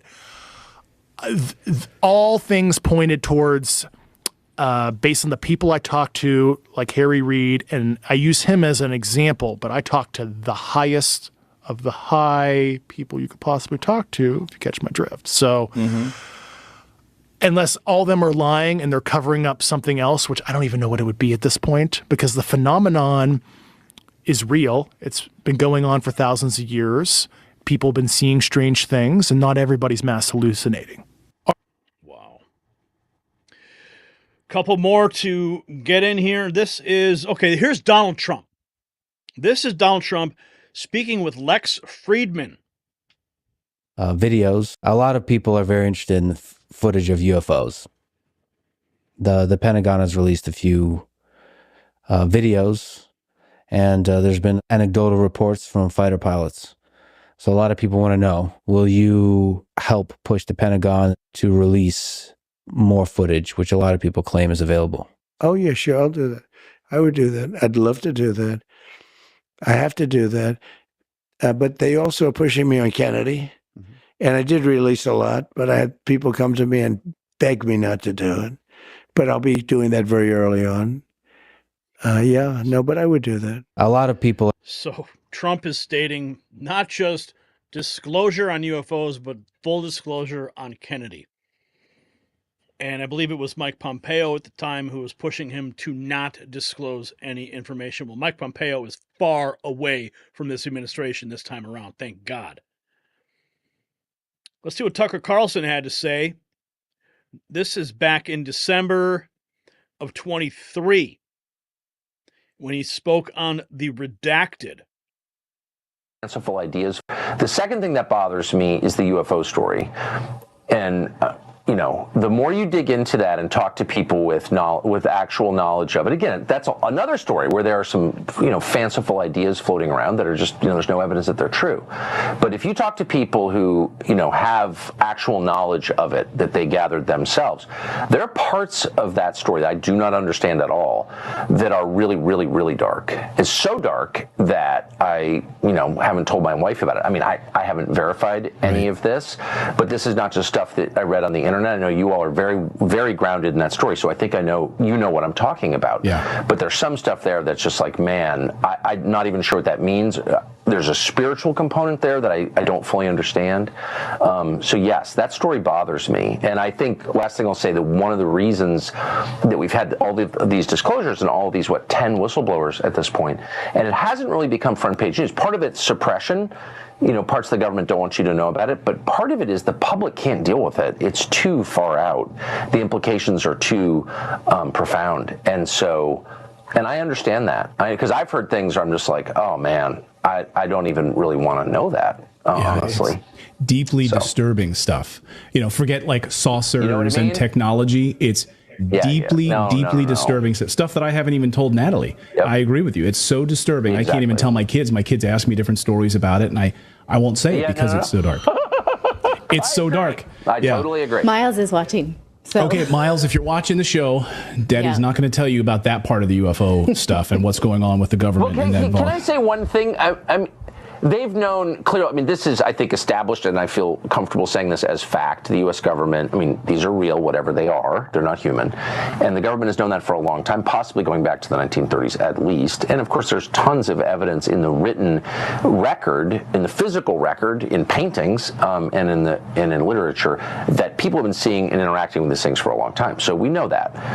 But the justification one often hears is, well, the government, various presidents who have been read in, not all have been, haven't wanted to disclose this because it would scare people. And I've always thought that's bullshit. You're hiding a crime, which they are, by the way, in my opinion. But I do think there's a sense in which that's not totally crazy. Like, there is some stuff, if it's true, and I'm kind of thinking it may be true, that's so radical that, well, as we both said, we don't want to tell the people we love most about it because, like, why would you, disturb someone like that? So I kind of get that. I hate to admit it. I'm not arguing for hiding things. I believe in the truth and I believe in disclosure, but I understand the impulse. Like, holy smokes, this is heavy. You know what I mean? And the government's involvement in it makes it even heavier because then you realize the complicity. Exactly. Of it. Yeah. Okay, so we're talking about the same thing. I can tell. Yeah, excuse me. Should I go? No. This is what we used to talk about in commercial breaks all the time.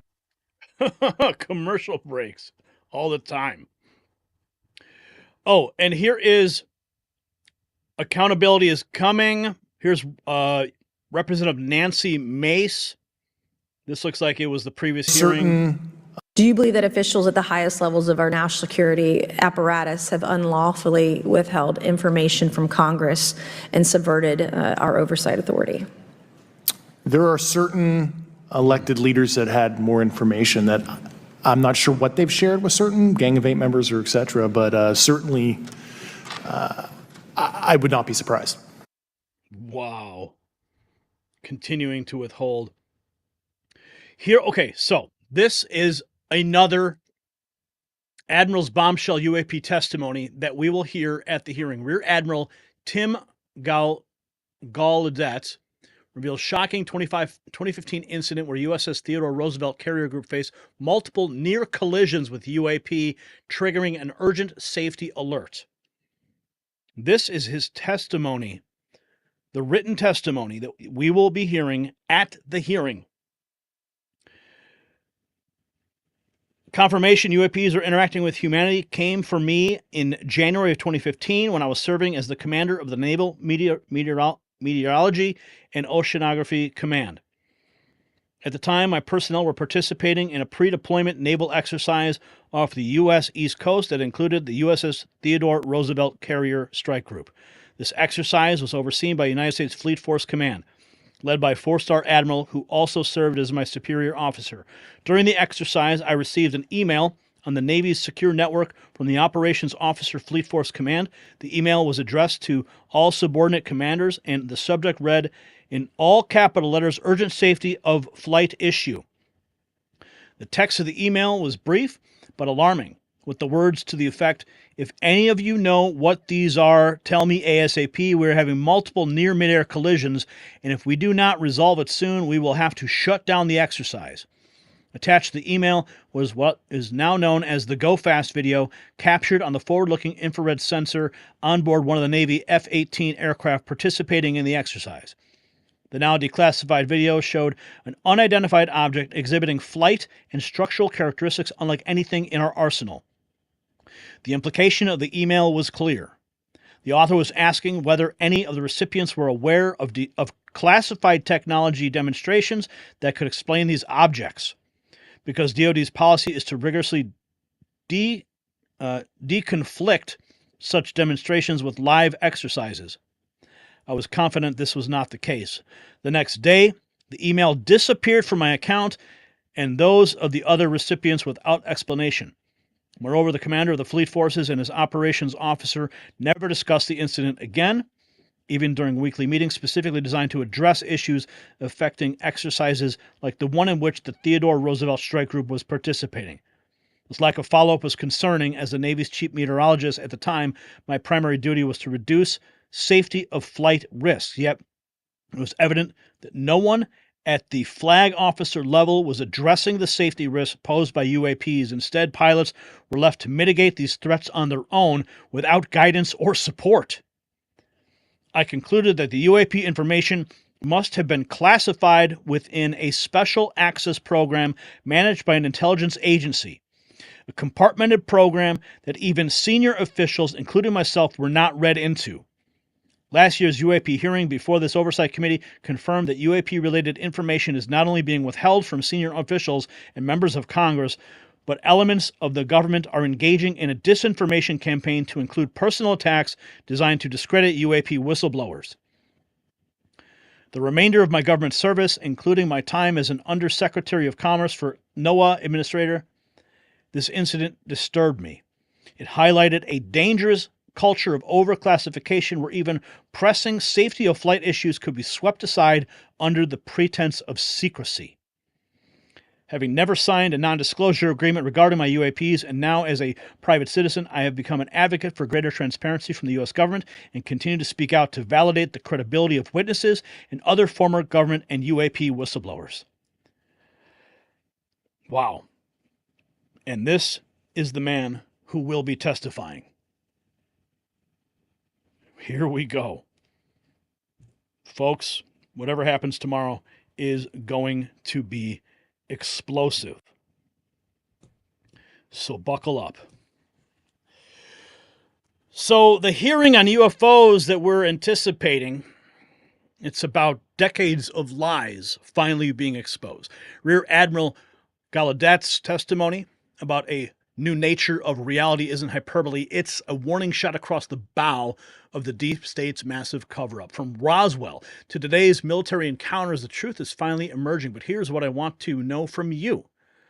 Do you think Donald Trump's promise to release the UFO files is connected to tomorrow's hearing? Do you believe that Donald Trump will release the files? What do you expect those files to contain? Share your thoughts in the comments below. Okay. So, Suzanne Ramdial dropped a 5 spot. I brought it up in the middle of the segment because it's a valid point. And she says, there's no such thing as UFOs. These beings are fallen angels like Satan, the devil. These creatures are demons. Read your Bible. And that's a point I brought up, Suzanne, about the spiritual implications. The Nephilim, fallen angels, the connection. So I certainly acknowledge that reality as well. But I don't discount that God could have created other beings if he wanted to. Sammy M79 dropping $2. UFOs are government made. UFOs equal government made. There's only angels and demons. Okay, Sammy. I got you. Checking in on the main chat. Here we go. UFOs and aliens really exist? Why are they not publicly visible? Well, we're going to find out. Ryan Good News says, you're killing me, Gary. Light the torches and get the henchmen. It's the 1600s. Mr. Quick says, OMG, you people want to get drowned again? Who owns the mine downloading your ancestors? Talk about who owns heaven. Elon, someday we will download mines. What? You got the I tag in the upper corner. Nice. What does that mean? The I tag? What does that mean? I don't know. The I tag. I have to check and see. The I tag, is there some kind of... Oh, like someone put a... YouTube put a flag or something on the live stream? Is that what that means? Let's see what's going on there. Checking it. Okay, opening up the only tag I see is related to US elections. So I'm not seeing any other tag unless maybe it's because I'm logged in. I don't see what you see. Not sure. Okay. What else have we got here? What else is everyone saying? What are you guys saying? Info tag. It's about the 2024 election. Ride in style with trillions of stars. Oh, what happened? Oh, there it is. With trillions of stars, it's a mathematical certainty that there are life on other planets. James says there's the only demons are in our government. Mike Matthews says, yes, some are ours. Pentagon has stated some are not man-made. And Blakeney, I believe they are from across the ice wall from other areas of the world. I believe they were part of the mud flood being separated from us.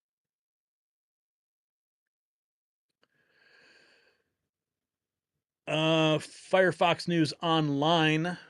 It's me, George. Got a question for you. What are your thoughts on Carrie Lake for press secretary? I think she would do a phenomenal job. I think she would do an amazing job. Okay. Let's check in on the latest. Unless you guys have any other things you want to throw my way. If you have some super chats you want me to address specifically. Okay. Elon's first day at DOGE. Brian, you can bring up the triple box with me in the top left corner. Elon's first day at DOGE. Yeah, that's going to be fun. Let's analyze a provided scenario involving Jack Smith in the context of criminal conspiracy. Pre-election statement. Let's see. Jack Smith. Mike Huckabee. We covered that earlier. Hispanic mom goes off on teacher who had a meltdown in class after Trump won. My goodness. Doesn't surprise me. Okay. Pete Buttigieg's qualifications for transportation secretary. Slingshot News 3 minutes ago. Why would you call it awkward? Karine Jean-Pierre blasts Peter Doocy over Biden's relationship. Let's listen. This is 21 So minutes this long. afternoon, President Biden welcomed the president of Indonesia to the White House. The two leaders commemorated 75 years of diplomatic relations and discussed global challenges, including Gaza and the South China Sea. As the world's second and third largest democracies, the United States and Indonesia share a commitment to address... I'm not going to get into all that. I'm already tired of it. Steve Bannon, 7 hours ago, spoke to the media ahead of his trial on We Build the Wall criminal fraud charges in New York. Bannon addressed Merrick Garland, Lisa Monaco, Jack Smith. Country came together, working. The people rendered their verdict on all this lawfare on last Tuesday, 1 week ago. And like I've worked on for years and years and years, the whole country came together. Working class people all over came together, and they rejected what's going on in this court, what's going on with President Trump. The lawfare of Tish James and Alvin Bragg and Jack Smith and Merrick Garland has been rejected by a landslide by the American people. So the one thing I have to say to Merrick Garland, Lisa Monaco, Jack Smith, Tish James, Alvin Bragg, you wait. The hunted are about to become the hunters. Thank you very much. Buckle up, folks. Whoa. If you had this poster on your wall as a kid, you had an awesome childhood. I don't know. Who is that? I don't know. She's beautiful. Battle of the Border Czars. Who was that? My goodness. Documents claim Fauci lied under oath. Not surprising. Here's another one. Under President Trump, all pride flags in high school classrooms will be replaced with government-issued copies of this poster. Man, everyone's posting like hot chicks right now. What's going on? Oh, is that Heather Locklear? Heather or no deal? Heather Locklear. I think that's who that is. Damn. Tucker Carlson recently informed Joe Rogan that Richard Nixon's removal from office was orchestrated by the deep state, specifically the Washington Post, FBI, CIA, and naval intelligence. Once again, Trump's cabinet picks indicate he's serious about fulfilling his campaign promises. Cernovich, 8 minutes ago. America is a right-wing country. When freedom of speech is allowed, then the ideas expressed will differ from the allowable discourse found in regime propaganda outlets. Yeah, that was Farrah Fawcett. That isn't Heather Locklear? Who was that? He said it was Heather. Heather or no deal? I don't know who that is. But she's in the hot tub. That's all that matters.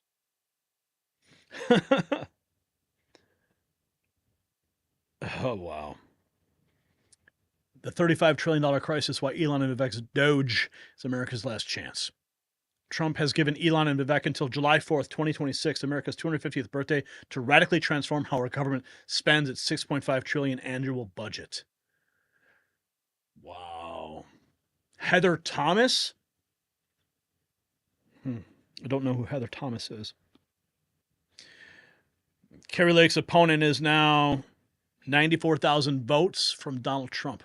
Drop a period if you call BS. Someone says, I'm a woman and I love seeing beautiful women. Well, there you go. There you go. How's that for a feed reset? Right? Certainly don't mind it at all. Considering all this other stuff that we deal with all day. Like, yeah, do you really want to like stare at Trump at G7, or would you rather see the woman in the hot tub? I mean, come on. I think Captain Joseph O'Shaughnessy, he is on point. I wonder if he even knows I'm scrolling his post right now. He always reposts my stuff. Good friend. I love that guy. And I think he's going to get a heart for this. And we'll drop him a comment. Yeah, we just showed your post on the Raw feed live stream. How funny is that? We just did it. Okay, there we go. Reply. All right. Yeah, I don't mind. I don't mind at all. Okay, what else have we got going on? Trump picks Keith Olbermann as ambassador to 5 hours ago, Elon Musk commenting here. Rick Scott This is good news. 16 hours ago, Rick got back sending the Department of Education to the states. Break it up. Give it to the states. Just like he did abortion. Why do we have the Department of Education? Our states should be doing that. Our federal government should not be involved in the education system. We should let each of our states do it. Absolutely. 100%. I agree with that. Come on. Where's the rest of these bikini girls? Come on. I don't know who this Trump girl is. New Day America. House Republicans take victory lap on first day back in Washington since the election. Nice. Okay, so I think we'll just have to leave it with Heather. What was her name? Heather. Come on, Heather. Oh, there she is. There she is. All right. It's much better than the pride flag, I agree. Thank you, Captain, for that feed reset. So, Patriots, what an absolutely explosive show this has been. Let's recap what we've uncovered, because this may be the most consequential week in recent American history. Trump's cabinet picks are sending shockwaves through the system. Elon Musk, Pete Hegseth, Kristi Noem. These are not just appointments, they are declarations of war against the deep state, and they are terrified, as they should be. We exposed FEMA's sinister deployment in Michigan, 350 trucks, 6 strategic counties, and a military whistleblower confirming our worst fears. This is not about disaster relief, it's about control. And remember, Michigan is just a test run. The mainstream media empire is literally dissolving before our eyes. CNN announcing massive layoffs, MSNBC up for sale, with the ratings down 50%. The truth is finally winning, and we are just getting started. And the Senate leadership vote could reshape the Republican Party forever. Rick Scott is surging, the establishment's panicking, and Trump's visit to Capitol Hill could change everything. And how convenient that they scheduled a UFO hearing for the same day, but the event has backfired because what's about to reveal will shake the nation to its core. So I want to thank everyone who participated in tonight's show through your super chats and your Rumble rants. $590.95 raised today. Certainly a big shot in the arm to help us dig out of the 22-month demonetization deficit. Yeah, it's going to be a while to dig out of that hole. But remember, your voice matters here at the Raw Feed. And of course, we could not do this without you. Speaking of which, if you believe in our mission to expose the truth, please consider supporting our work. The deep state is working overtime to silence independent voices like ours. Every donation helps us stay on the air and continue fighting for you. The links are in the description below the video. And don't forget to visit our brand new merch shop at shop.nextnewsnetwork.com. Join the MAGA Avengers. Oh yes, join the MAGA Avengers and show the world you stand with real news with our exclusive limited edition Next News swag. And also a super chat just came in from Gerald, dropping $20. Trump's appointment of Hegseth is the final destruction of the 8,000-mile screwdriver. Ask anyone who served forward in Vietnam what that is. I will have to look that up. Thank you, Gerald, for making that point. Now, before we go, I want you to do something crucial. Share this stream. Text it to friends. Post it everywhere you can. The algorithms cannot stop direct communication between patriots. Follow us on YouTube. Follow us on Rumble and X, because you never know when they will try to silence us next. So it's going to be an explosive day between the Senate vote, the UFO hearing, and of course the developments we're tracking right now. So you don't want to miss our next broadcast. This is where the real news happens, where truth prevails over propaganda. I'm Gary Franchi. This has been the Raw Feed. Stay vigilant, stay free, and remember, they're afraid of us because we're not afraid of them. Good night, Patriots.